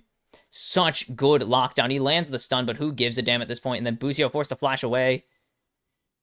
And Whippo gets put in the bouncy castle. Skumon, oh my god, barely able to flash away in time. And Masu just can't do enough damage here. He's the sole damage dealer on this team because Skumon and Quad, or not Skumon, sorry, Bwippo and Quad do no damage at all. The pillar's just not enough. He's actually able to get through it still. Like, Busio, like, not Busio, sorry. Busio should not be doing any damage. He does a little damage. The poke isn't that bad, but Bwippo and Quad are doing negative damage at this point. Is Labrov going to get the ulti for Broken Blade here as they're fishing for more? Nice block on the dash, but whoa, Masu on his double lift-ish as he's just going to get jumped in on, and the rest of his team is getting shredded. Masu going to fall here. He's barely alive. The ambulance is there, but the ambulance is not going to heal him. He's going to die in the car, on the car right there. and G2 are starting to close this one out. They're onto the base. They're looking for the kills. Bwipo going to get away here. They will get this inhib, but I think G2 will have to give some respect. They only get the mid inhib. As Masu on his double lift stuff right there, going forwards into the enemy team that he knows he can't fight. And it will be Drake's Soul going over to G2. This is a bloodbath. This is a beatdown coming through for G2. Like, this is disastrous for FlyQuest. This is the momentum killer right here. This kind of game is the backbreaker. Like, they are getting so destroyed. As jumping in onto quad here, as the taunt connects with the Between Worlds, allows Caps to engage. It's 1 for Caps and 1 for Labrov. The Vastaya of G2 getting the job done in that fight. 4-0-4 for Caps now. Is 4-1-6 for Skewmon. And Broken Blade 2-0-9. Jeez. 3 members of G2 still yet to die as the second inhib falls. Get in means means less and less every time it happens. The equalizer is nice, but Bwipo just doesn't do any damage. He's going golden with the flame spitter. The nice tech is there, but that's not going to be enough as the ulti hits no one, but it doesn't matter. Labrov goes down behind Sama, finds another one for himself. It's going to be Caps picking up his 5th. It's all Masu, and it's not going to be enough to finish the job to save the game. It's Caps with his 6th kill and G2 with the win. It's game 3. Like, who could have expected it? Just like yesterday, we get a game 3 to close out the day. Ooh, baby. Ooh, baby. NAEU, this is what you wanted to see if you are not a fan of these teams. If you're not a fan of these regions, or you are a professional hater of these teams, you did not want to see a 2-0 because you wanted to see these teams battle it out. This game, not that good. This one, I mean, it's the exact opposite of this. Skewmon, incredible on the Trundle, actually. Super impactful. Broken Blade absorbs so much pressure this game. He absorbs all the pressure. He's so good at finding these heroic... I mean, Labrov is setting him up. This guy is a beast at finding these angles to jump into the enemy team, get the ulti started, and then leave so the Galio crashdown can happen. And that's just a big, you either leave or you die button. I mean, Hans kind of didn't really get to do anything. Labrov, incredible. Gorgeous on this Rakan. BB, so good on the Galio, and the Trundle was so good. Like, Skewmon was doing so well. I don't know why Quad does this. Like, just, no. Just so many bad decisions being made by FlyQuest. It really felt like they were G2 in game 1. Like, just the decision-making was not good.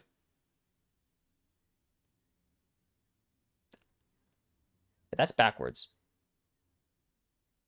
No, it isn't. Wait, I think that is backwards. That doesn't make sense. Yeah, no, wait. No, they were showing Skewmon's numbers. I'm like, Skewmon died once. And that was it. I was like, he didn't go 1 in 3 at all. He didn't die until the end of the game, pretty much. But, I mean, both teams have a masterclass in getting an early lead and not letting your opponent play the game, and a masterclass in, or well, a disaster class in getting your ass handed to you so hard that you can't do anything. Bwipo is goddamn awful at Rumble. Don't pick the Rumble for him. He is terrible at it. Holy shit, that was bad. That was disgusting what I just had to watch. Like, actually, crime against humanity making me watch it. That was like watching Fudge's Fiora back in 2022. I had to watch that live. I was in person to watch Fudge suck ass, and it was amazing. It was the best day of my life. Greatest day. I freaking hate watching him play. He's so bad. But, oh my god. Oh, I wanted this to be a 2-0. I have other stuff to do, and this series has been terrible. This CFO series, this is not like both of CFO's series, all 5 games, bangers. That team does not quit fighting, and they got insanely long. Like, they got the worst draw. If you're actually, no, if you're a CFO fan or an APAC fan, that wasn't actually the worst draw. They played pretty well. I think you rather would have had FlyQuest or G2, obviously, in this pool, but like in terms of entertainment, AL and HLE were like the two best teams they could have drawn, because those are the two teams with no regard for their lives. Like, AL is the last team I think of when I hear regard for surviving fights. They will go until everyone is dead on the enemy team, even if it costs them their lives. And HLE are more than happy to match you in team fights. But that, like, HLE, CFO, or AL CFO in this case, a 3-game series, this is not. This is two teams steamrolling each other. CFO kept it close. AL kept it close. This is a beatdown of biblical proportions for both teams. So, will either side get their act together for more than one game so that they can advance to the knockouts? I'm not holding my breath. I'm not holding out hope. We will see in game 3. And we are back. It is 1-2-1 as we are straight into the draft here for game number 3. It's win or face elimination next. Excuse me. It's win or face elimination in like 3 days. I don't know the exact schedule, but there's one last day with 3. Well, if there's 2 today, and that's 2 of the 2-1 pool, and then tomorrow there's 2 games, and that's the last 2-1 game and 1-1. Then the next day is the final, or well, the 1-2, and then the next day is the final 1-2. Then the last day in, so that's today. Tomorrow is 4 matches done. Next day is 6 matches done.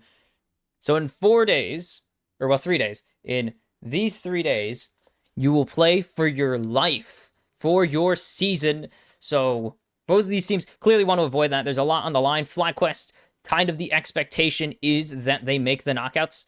G2, maybe not the expectation. I think a lot of people from EU put them because they want them to make it, but I think a lot of people outside of EU expect them to fail for a 3rd season in a row, and they need to prove it, as that's Quad on one of his best champions, if not his best champion besides Aurora, as he has the Azir. And we've seen the Azir do work. Like, holy cow. Zeka, menace to society on this thing in his first game against CFO. And it will be the Azir Orianna handshake, though. And we saw that went for Zeka early. So maybe Caps can translate that into a better game, or into a better end game state.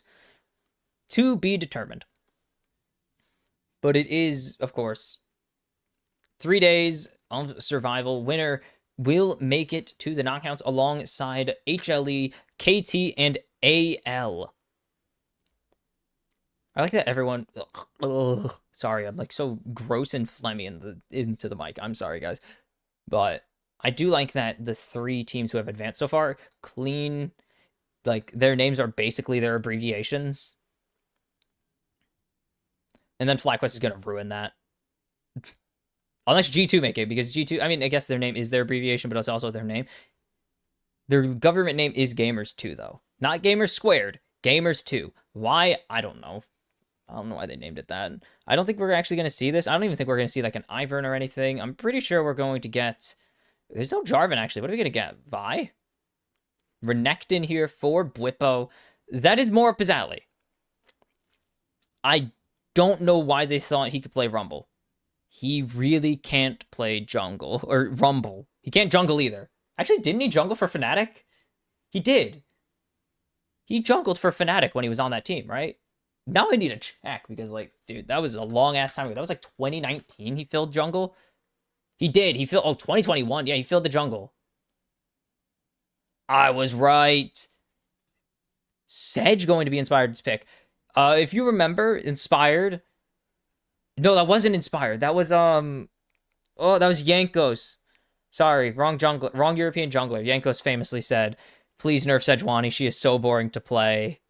But no, Inspired, before Sejuani fell out of rotation, out of, like, the top-tier junglers, he was probably the best Sejuani in the entire region. As Broken Blade, thinking with the brain. as this is a flexible pick, technically, I think it's going to go into the hands of Broken Blade here.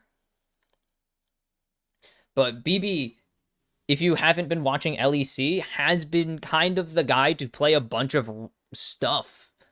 Like, he played Trundle, he played Mundo before everyone else kind of picked up Mundo elsewhere. He played Rek'Sai. I believe he was actually one of the first players to pick up the Rek'Sai top lane once again, once it came back into rotation. Like, he's been... I don't know if innovative is the word, though everyone did pick up... Not the Mundo didn't catch on, but people did pick up the Rek'Sai, actually, as shown by the sheer amount of Rek'Sai top lane picks this tournament, exclusively Rek'Sai top lane. Like, Broken Blade kind of was the trailblazer for that pick specifically, but he's also always on the pulse of the meta. That is the best thing about Broken Blade. He's not only good, he's also on the pulse. And Mundo is not on the pulse technically, but it is good into the Renekton, actually, because you just kind of kick his ass. He is nerfed on... He's nerfed on live. This is 25-20, may I remind you. 25-20. He is not nerfed yet on... He won't be nerfed because...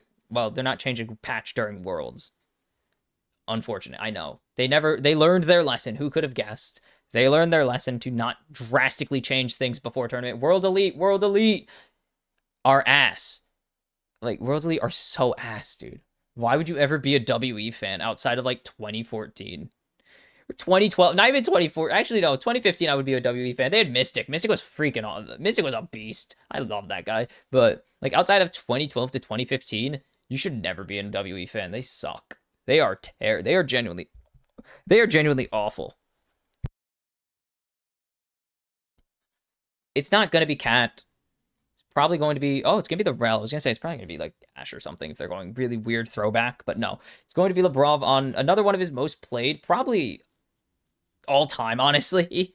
I would have to guess all time. I just see Labrov on this champion so much. I have vivid memories of him during like 21 and 22. Playing so much Rel. Like, release Rel and rework Rel, and then junglers had to play it for a while, as this is going to be a complete response bot lane. They know exactly what they're playing into. This is counter pick for Skewmont here. It's going to be the probably Kai'Sa? If I had to guess, not Kai'Sa.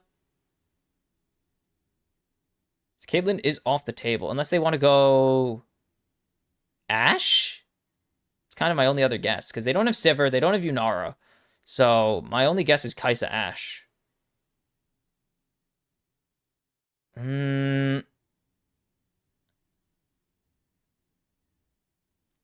Oh. Oh, he outranges Varus. He does have a positive matchup into Varus, but who's doing damage on this team besides Quad? Like, Bwipo's not going to do that much damage. He'll do damage. But he's not... No. No. You don't want that. I don't think this is the angle here. It's going to be Mundo Jungle. Okay. Well, we actually have... Yeah, we do have to wait and see. Jax is a jungler still, so to be determined. We'll see if there's another swap coming through for them. I don't love the Jhin. I really think we could have had Ashe.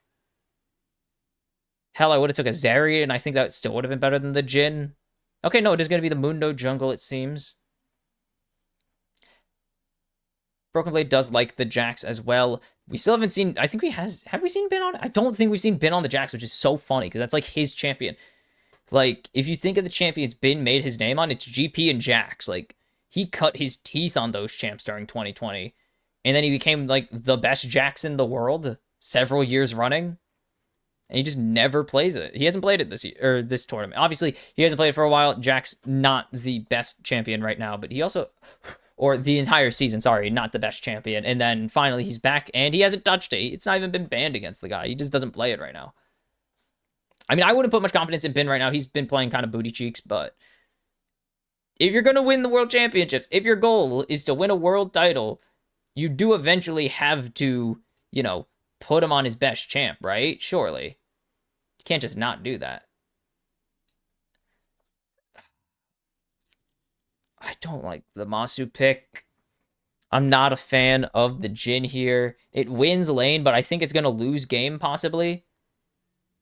As it is final game of the day. Second to last day, or second to last game of the 2-1 options. As it is Top Esports versus Gen G tomorrow. That's going to be good. That's going to be so damn good, honestly. Like, and G2, they got the crowd on their side. Some of the crowd on their side.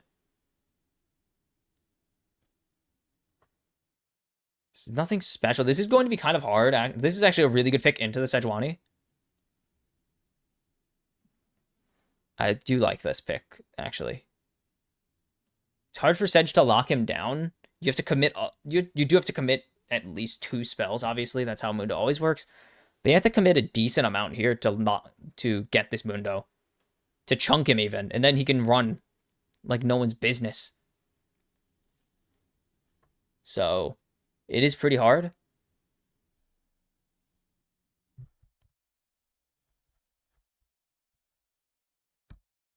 Oh my god, I forgot both of them were in TC. I forgot Whipple played in TCO.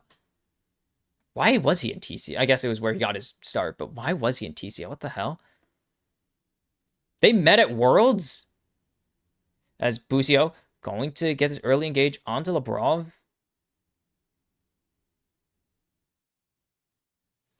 As, yeah, it's been a bit of a difference here. Like, Whippo has lost the recent matchups for the most part. Or Whippo's won the recent matchup, sorry. He's kind of actually always beaten Broken Blade. But Broken Blade's, I'm pretty sure he's Turkish. So he's in TCL for a reason. I don't know why Whippo's in TCL in 2017, but whatever. Now I have to check because I have to make sure I'm not being super racist. Just gotta make sure I'm not being a mega racist. As nice engage. There's the reason why they're locking it down. As Han Sama forced to cleanse already, and Labrov going to get chunked, but Busio able to respond in kind here. Like, that is the issue here. It's that you don't really have any damage once Jin fires his 4-shot. You're kind of just toast. No, he's Belgian as well. What the hell? He's German. Sorry. Whippo's Belgian. What the hell?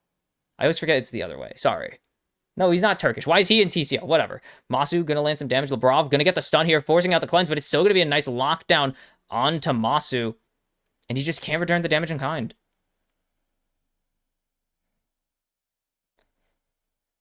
This is just kind of bad. Like, I'm just not a fan of this lock-in, really. Ow. Sorry, got poked. As Inspired does take his red buff, and he's actually going to leave. Completes his bot clear. As Whippo should win these trades as long as he doesn't get himself counter-struck. Striked. Skimon, pretty quick clear as he has bonus damage to monsters. Insane bonus damage to monsters on the E. They did nerf that, actually. Not the monster damage, the human damage. They should just be matched resets here if you are, or for these junglers. And eventually match resets for these top laners. As teleport coming in here from Bwippo. They're going to lane swap, I guess. Yeah, so I guess I was like, hey, go for it. Why not? If we get the play, we get the play. If not, we were lane swapping anyways because we want to get grub pressure. We want Masu to get CC, or we want Masu to be able to farm. Problem. Jax just kind of beats you. As long as you don't, if you don't, I assume he's going to respect him, right? Nope, they're just going to match it. Okay, this is just going to be ADCs in the top lane. Got that one. But that is about it. Busio's spotted here. He has flash if he wants to just really send it. But Caps has his horse lady. He has his horse girl on his team, so it's fine. As Bwippo, what? Why is Bwippo trying to proxy? Broken Blade does have to give it to him, as he does have a pretty sizable wave under his turret right now. Not going to get it. And Busio going to be chill about it. Oh, the hook misses. Skill issue. I don't know if he wanted that to hit or not. I don't know if he wanted to hit the wall, that's why. Because sometimes you'll see Nautiluses, Nautilo, throw hooks a little away from walls because they don't accidentally want to take an unwanted journey. I think they know he's there, and they gotta suffer with this for a little bit. You gotta thug it out with Hans, just pretty safe to chill under or chill behind wave, as they will break the freeze because it's Jin. I was gonna say Jax. Ugh, it's Jin. As Bwipo going to get the chase down here, as there's the stun follow, and there's no escape here for Broken Blade, as the regular blade of Bwipo is going to find him, and it's first blood over to the big croc. Is he a croc or an alligator? I think he's a croc. We all call him Croc, so I assume he is.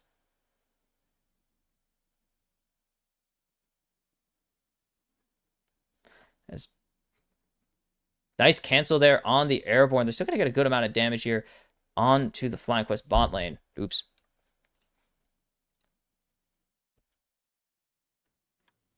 Oh, yeah.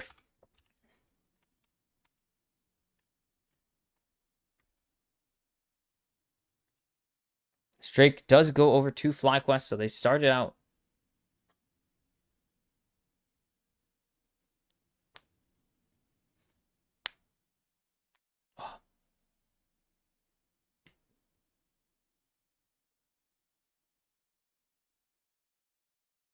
Oh, quad. Nice drift, forcing out the flash of caps. Shockwave flashed away from, and that's just going to be a trade. He's a crocodile. He is canonically a crocodile. It's because he can see his bottom teeth when he opens his mouth, apparently. As Bwipo jumping in onto Broken Blade, he's going to get dashed away. Nice getting out of the Counter-Strike there. So Bwipo doing a nice job up in CS, up in gold. And guess what time it is, baby? Proxy time.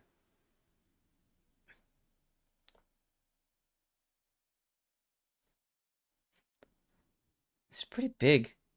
Nice hook. Nice stun buffer from Labrov there. And I think just trying to keep... Man, I'm hungry. I'm trying to just... Trying to keep up the advantage. Trying to hold the wave for as long as he can, but it's a bit too late. Is Bwipo not going to be able to cancel this reset and gets the cannon? Okay.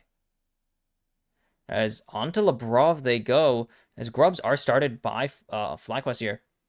And Busio has the damage to lay down an ass whooping, comparatively. And first smite goes over to Skewmond, as Inspired's half health now, but they're just going to take their one grub and leave. Yeah, they're not going to do something. Just out of there. Will be two objectives over to FlyQuest now, as they have the only kill of the game as well, so they have a pretty healthy advantage on the feats of strength. Why did Masu look that color? Why do you look like a Nico clone or a Nico transformation for a second? Oh. Okay, no, we're pretty even in gold still. It's only 400, which is not a big deal. We're pretty chill right now. Things are calm. This is more of what this is definitely closer to what we see in game 3s than other games. As both sides play pretty especially with the comps these guys have drafted. Azir Orianna is a scaling comp, or are scaling. Jax is scaling usually. This is not great. Mundo needs money. And then Jin and Varus also need money. So this is not the best. Like, I keep squeaking. It's gross. Sorry. Bwipo turning the Dominus on and should just get shockwaved back. So he gets the ulti for ult. He just gets the ult that he needs to force out. And so he's chilling. But you see teams very cautious usually in these games. Though again, scaling comp for the most part, obviously you don't really want to just burn any potential future advantage you can have.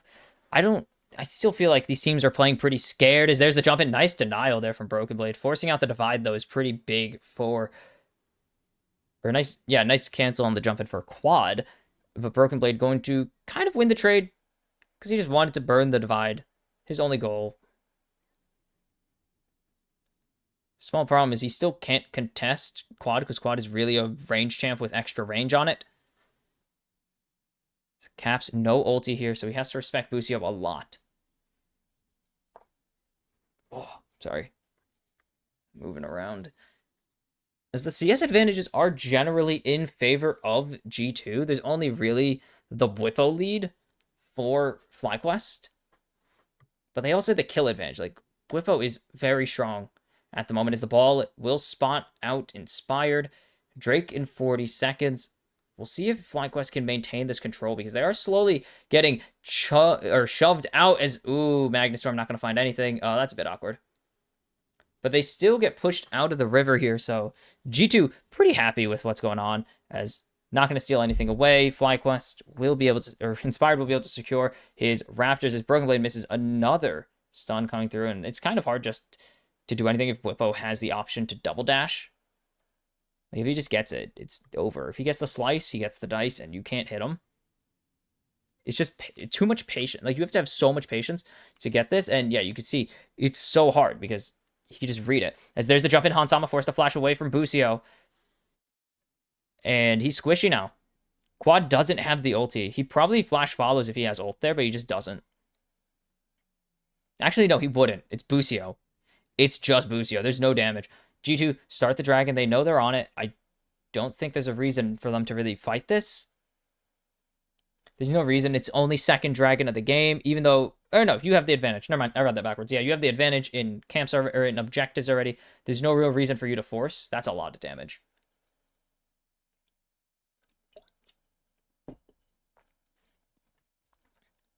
And so, first items continue to be picked up here for the side of exclusively FlyQuest, as they have their third item completed already.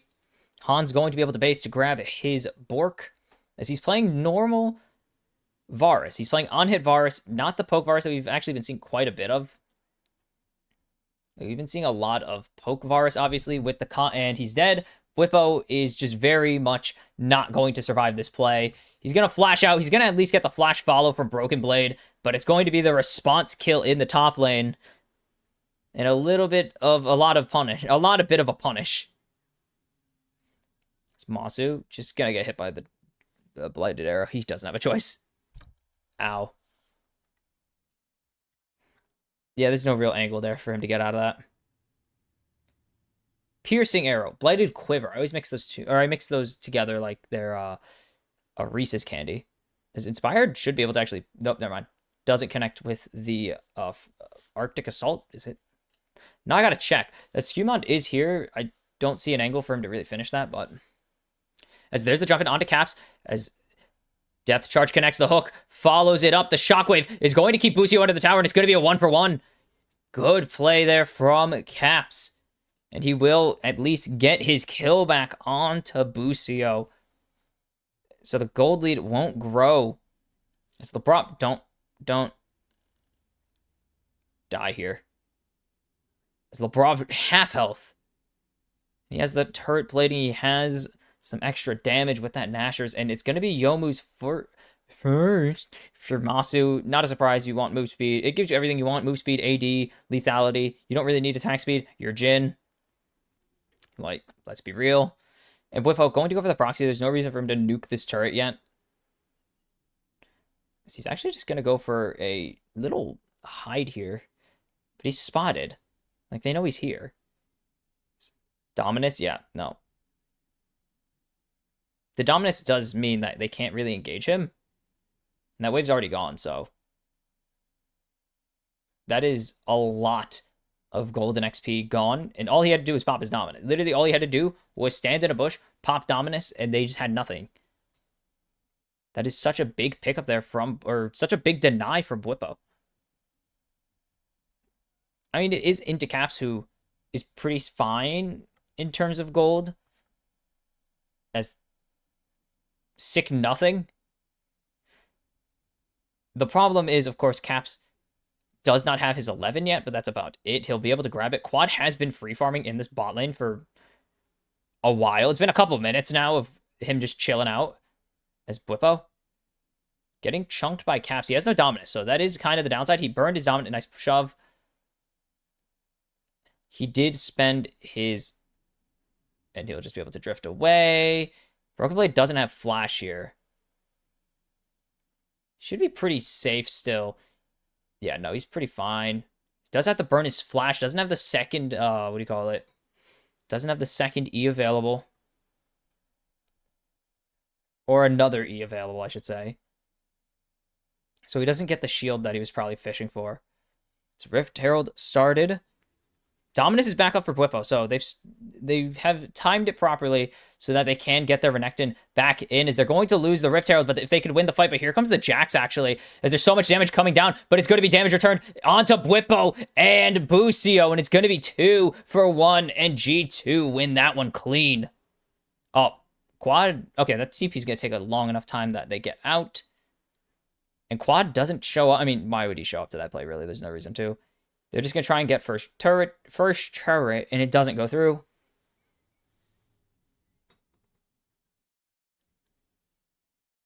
And that's just kind of it.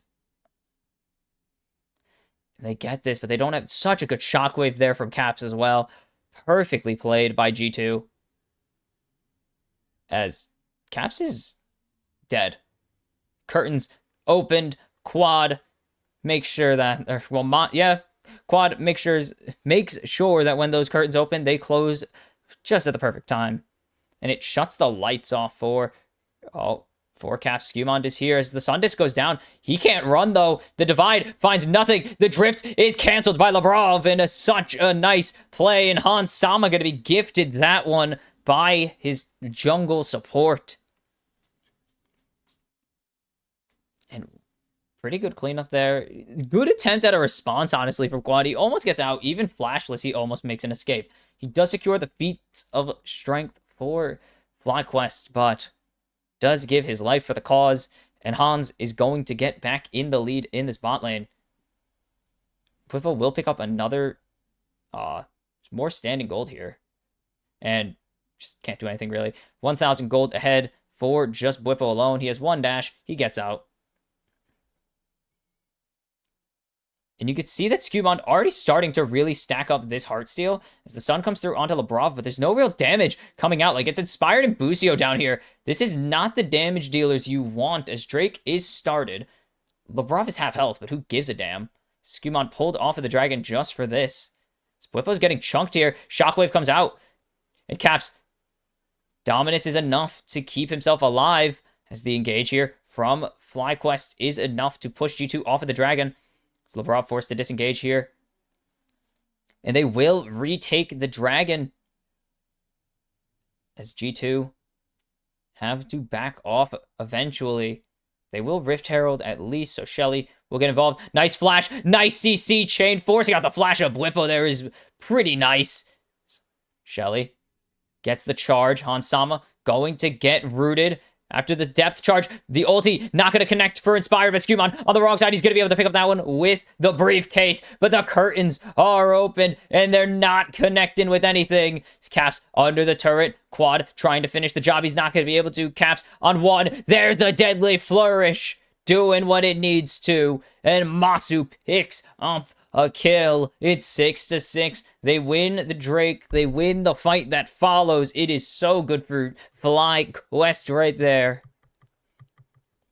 And Skewmon, I mean, gets the kill, but it doesn't matter. And they lose the top tier 1. Or tier 2, sorry. So BB just went ham right there. On that turret, just beating the tar out of it. Up in topside. And BB... I was wondering how G2 still had a gold lead after all that. It's because Broken Blade went and picked up like 1k gold in farm and turrets. Such a big pickup, and nice stun coming through. And then Bwipo actually survives, and that's kind of the beginning of the end here. Hans, nice. Skewmon goes hard in the paint. He thinks he has it. Great Emperor's Divide. He does die, but Skewmon's a bigger pickup than anyone else on the team. And then Caps with the steps. And then gets out, and then Masu, they're pinging where he needs to shoot. Bang! They're calling their shots, and they're taking them too. And yeah, that's accurate.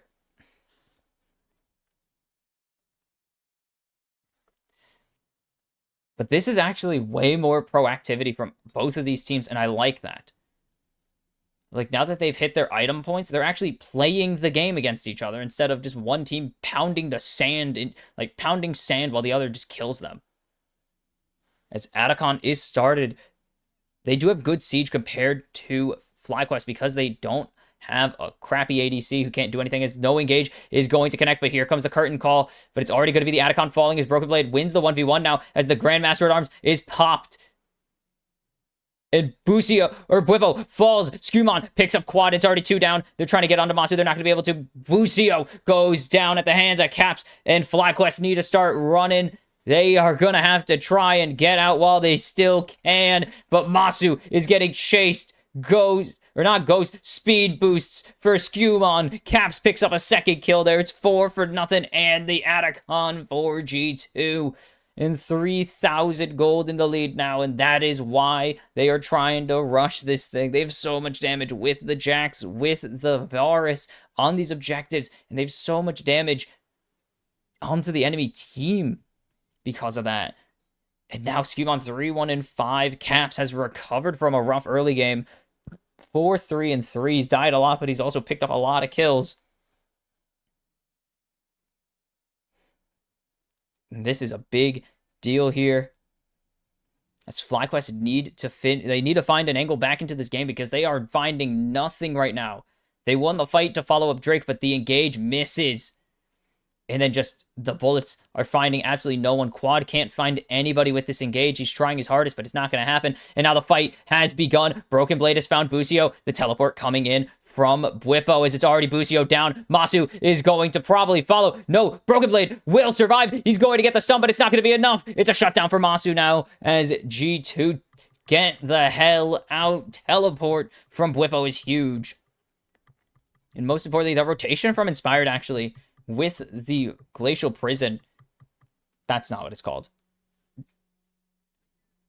No, it is, because Frozen Tomb is the other one. I always mix those up. The Glacial Prison is huge, actually, so Broken Blade can't chase down Masu, and that allows him to pick up another kill. That's the LDR second item.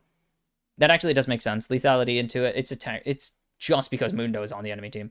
I normally will say you never build this item second, but it's fine. He gets Collector third. I think you probably could have... No, you can't really go Collector. Never mind. I was like, you can't go Collector second here. It's into... You kind of need... That first item is jumping in onto Labrov. Not the best angle here. As Bwipo does have dominance. There are all the ultis up except for the Glacial Prison, which was used to pick up Broken Blade here. As there's the jump in onto Masu, and Masu already down to the Shockwave, and Labrov gonna pick that one up with the Magnet Storm. Quad drifts his way out to safety. Such a big pick there. Masu not respecting the engage from G2. And that's going to be the second Drake for G2 specifically as they cancel the reason. I mean, I don't think Inspired cares. He's pretty chill with it. And G2 just go in and they think they can and they do. And it's getting ugly for Fly. What an engage here. Big yoink. Gigantic. And then Quad, I think, only burns an exhaust, so he's actually pretty safe. Yep, Silas didn't even have flash during that play. So forget, like, flashing now. He didn't even have it. As Skumon gonna chunk down Inspired, and by chunk down, I mean get a stack. As you can see the difference here in stackage, as there's the jumping onto Broken Blade, but Busio is so low. There's just nothing here. As Skumon going to possibly get stunned up. He's going to actually take this camp here as the curtains are opened. And they're trying to get Skumon down. But that's the jumping onto Busio here as Hansama is able to grab that one. And Quad going to find Labrov in revenge.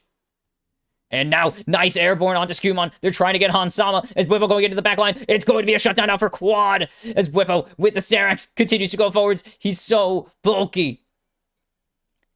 And sending forwards is Quad. He's going to continue to lay in this damage. And FlyQuest with the response in their own jungle. So huge. They get the shutdown for Quad. They get the shutdown for actually 2 kills for Masu or for Quad. That is a double kill and a shutdown as they're gonna spawn out this Baron. I don't know, can they finish it? Jin has really bad Baron day. He's one of the worst Baron takers in the entire game.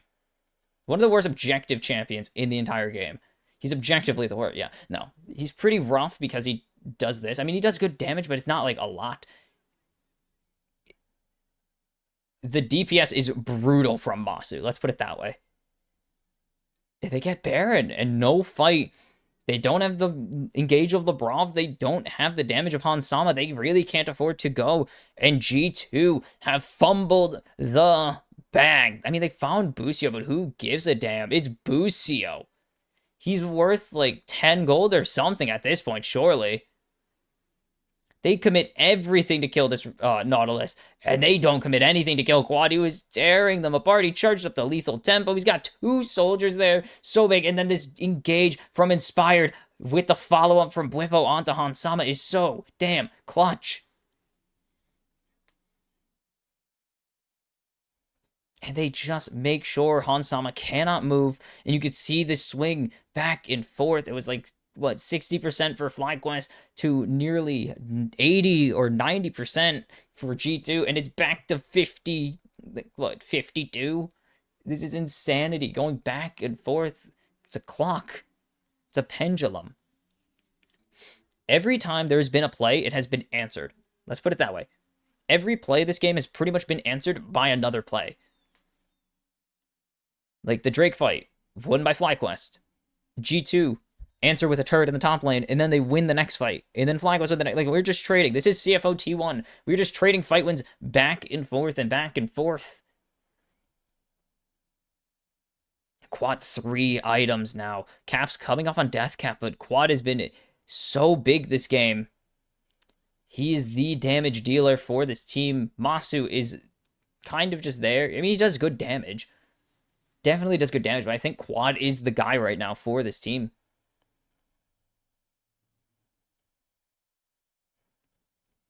Is Labrov? Has he been caught here? Not quite yet. Is Bwipo looking for the engage? Onto Labrov. The stun not going to connect. As there's the Glacial Prison onto the Mundo. Actually, Skumon going low. They're going to need the redemption. No one is connecting with that 4th shot. Bwipo going in as the stun is in time. And Caps finds one. Is G2 going to be able to turn this here as they're on to Masu now? And that is such a big pickup. As Busio is gone. Bwipo's teleport is canceled. And that is going to mean FlyQuest don't have the numbers. They don't have the damage to win that fight. And FlyQuest, I mean, just how squishy Busio is. 0-7-4. He has been the sacrificial lamb every single fight. But they find Quad the core damage dealer for this FlyQuest lineup. And that means there is no fight back. There's no pushback here. They have Hans, they have Caps. They are perfectly fine with leaving Masu alive. The curtains, he misses the shot that would have killed Labrov. So that means Labrov just gets to go in. And G2, 3,000 gold in the lead now. Teleport for the Azir going out. Intriguing, as the Drake is on the map and it's just going to be taken by G2. Like, Inspired just reset. This is gone. They have no damage. They need to try and shove this mid-wave out, but look how fast this Drake goes down. They can't shove mid at all. Is Bwipo going to try and steal away these chickens, and he's just got to leave. There's nothing there. 3 items on this Varus now. Terminus on the table here. Skumon is slowly but surely going to become unkillable. Bwipo is slowly but surely going to try and become unkillable. Broken Blade with the Zanya is now the tech item. I mean, it's tech. It's a part of his core build now. IE for Masu. So he's going to probably go RFC or Collector into RFC here. If my best guess. Like, that's my best guess here. Because that would make a lot of sense. Baron in 1:50. And both of these teams are feeling it. Like, both of these teams want to be the representative because the odds of another team making it from their region are low. The odds that VKS or 100 Thieves pick up a win is low in this match. Like, the odds that oh, that's a good one. The odds that MKOI pick up another one, not very high. Like, it's all very low probabilities.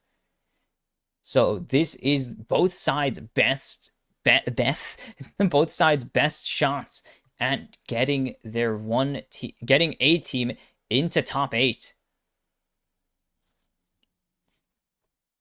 And that is super important. I mean, you don't have to go through probably one of the 5 best teams left in the tournament. Like, CFO is looking really damn good. And then, what? BLG, T1 are probably going to make it there. Potential Gen G or top esports as Inspired is pushed out of his own jungle. Like, you're either going to get top esports or Gen G, guaranteed. And you're probably going to get T1 and BLG, and you're in the group. So it's not looking pretty. This is a dangerous existence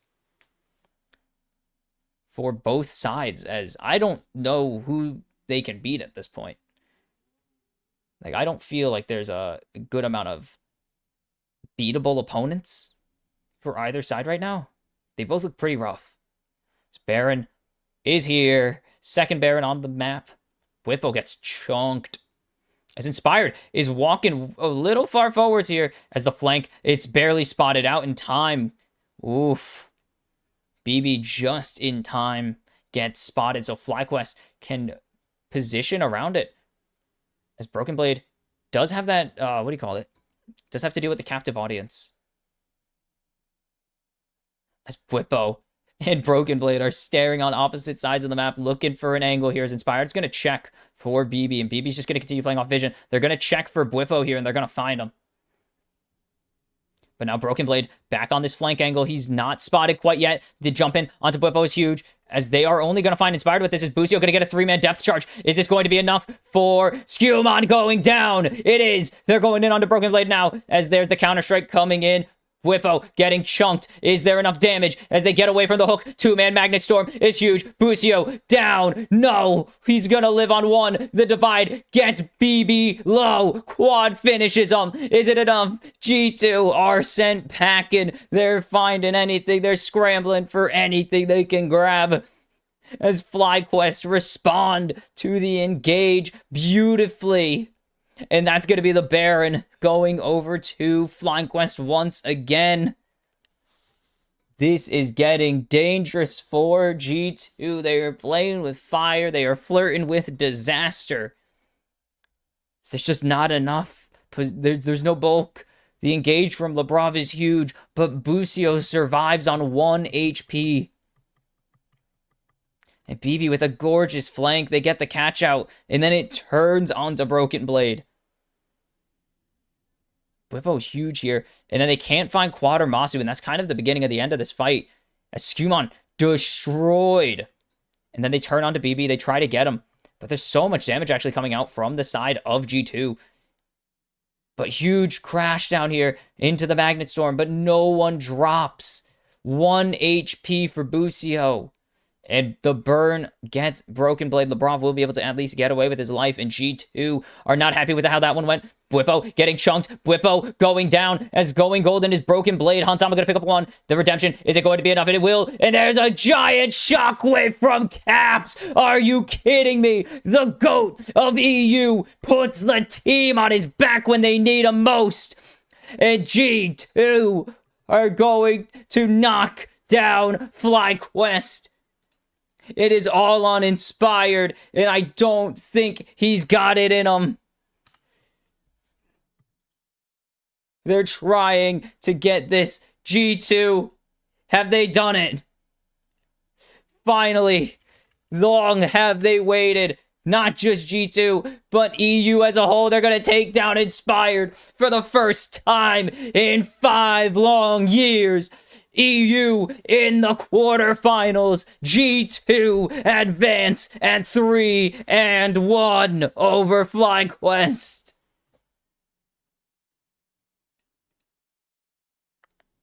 Holy cow, Caps Caps, my God, you're such a beast, Caps. You're the best. I love you.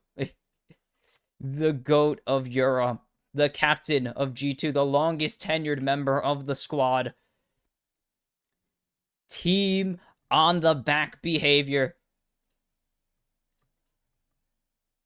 That is the definition of GOAT shit right there from Caps. He's been here for every single struggle of this team. Every struggle of Europe. He has been there for it. He's been there for the highs, the most recent 5 years of lows. 4 Worlds appearances, or 3. Hold on, I'm doing math. 22, 23, 24, 25. In his 4th Worlds appearance since the last time EU made quarters. He's done it. HLE, G2 will be the 2 teams to advance from today. 1A finish. Quad almost with the divide, maybe saving it, but it's not enough. And 4 teams have made the knockouts. G2 in the clutch. I feel like I've heard that song. G2 in the clutch. I heard that. I heard that about some team in the clutch being too damn clean. But I can't put my finger on it, who it is. But right now it's G2. It is Caps with the catch of a lifetime. As the region has been waiting for so long for their superhero to finally step up. The Mad Lions have been disappointing. MKOI have been disappointing. Fnatic have been disappointing. Rogue. All of them have been letdowns, including G2. But finally, the region stands tall with a gigantic upset over North America after they get swept by FlyQuest. They take the 2-1. They knock FlyQuest to 3-2 for the 2nd straight year. Well, not them, but FlyQuest goes 3-2 for the 2nd straight year. And G2 break the curse, finally. It seemed like they weren't going to, but holy cow, they put the effort in. And at 2-1, they take down North America after the last time they failed to do it. Such a big pickup. Gigantic pickup for G2. That's why you have Caps on your team. That's why you believe in Caps right there. Ooh, tomorrow's gonna be good. Okay. FlyQuest. I mean, I don't think either of these teams looked particularly good today. Game 3 was nice. Game 3 was definitely a nice change in pace. Like, both of the teams playing faster. Like, that's so big because the teams that are in the tournament, AL, one of the fastest teams in the world. HLE, one of the best late game teams in the world, so you have to beat them quickly. KT Rolster, don't ask questions. I don't know how the hell they're here. But, I mean, of the remaining teams, Gen G, literal fastest team at the tournament. Like, they win the fastest out of any team on average. Like, the 3rd fastest team in the world. I think the only faster teams are, like, Pain Gaming, and they aren't here. And I think TT, but that was mostly because they lost the fastest. But, like, Gen G are the fastest team in the world, especially now that they're the last fast team remaining. Top Esports, they can team fight their way out of any situation, I swear to God. CFO, they are just going crazy. Like, they play pretty fast. Even if their games go long, they're playing insanely fast. T1, one of the better late game teams, though they look iffy. TSW, love team fighting. BLG, if they ever wake up, are pretty damn good at team fighting. Like, for G2 and FlyQuest, they need to speed the hell up. Like, they just need to pick up their pace, unfortunately. They play way too... Especially... Oh, my God. Especially those first 2 games. Both of these teams playing glacial League of Legends. Like, I've never seen 2 teams not want to contest each other, ever. But that is something for them to fix. Thankfully, they got time to fix it. FlyQuest have about 3 more days to... Let's check, make sure. Saturday, yep. FlyQuest have 3 days to fix their, well, 2 days really, to practice something, get their game back in shape. G2 have nearly a full week. First Mundo at Worlds in 13 years. First Mundo at all since 2014. If you're wondering, Mundo was a jungler in 2012. He was one of the best junglers. He was very tanky, that's why. He's a World Championship skin for a jungler. But Holy piss, G2 made that look not easy at all. Pick up the pace. That's my moral of the story. They got to play faster on objectives. But G2, get the win. And FlyQuest joined CFO in the 2-2 pool. So that is it for day 6. But tomorrow, day 7, MCoy versus TSW kicks us off in the 1-2 pool. Can a second team for EU Survivor, will they go 1-3? And can TSW make it 2 teams in the 2-2 pool for the LCP for the first time ever? It would be 2 teams from APAC in the 2-2 pool. It would be the first time 2 teams from the, as a collective, it would be the first time they all won 2 games at an event. Or, well, multiple teams won 2 games at an event in the Swiss stage. It would be the first time since 2015. 2 teams, had I think an even close winning percentage. Geez. It's been a really bad win percentage. Yeah. Let's do some math really quick. Yeah, I think it'd be the first time both, honestly, the entirety of the region, it would be the first time they went positive.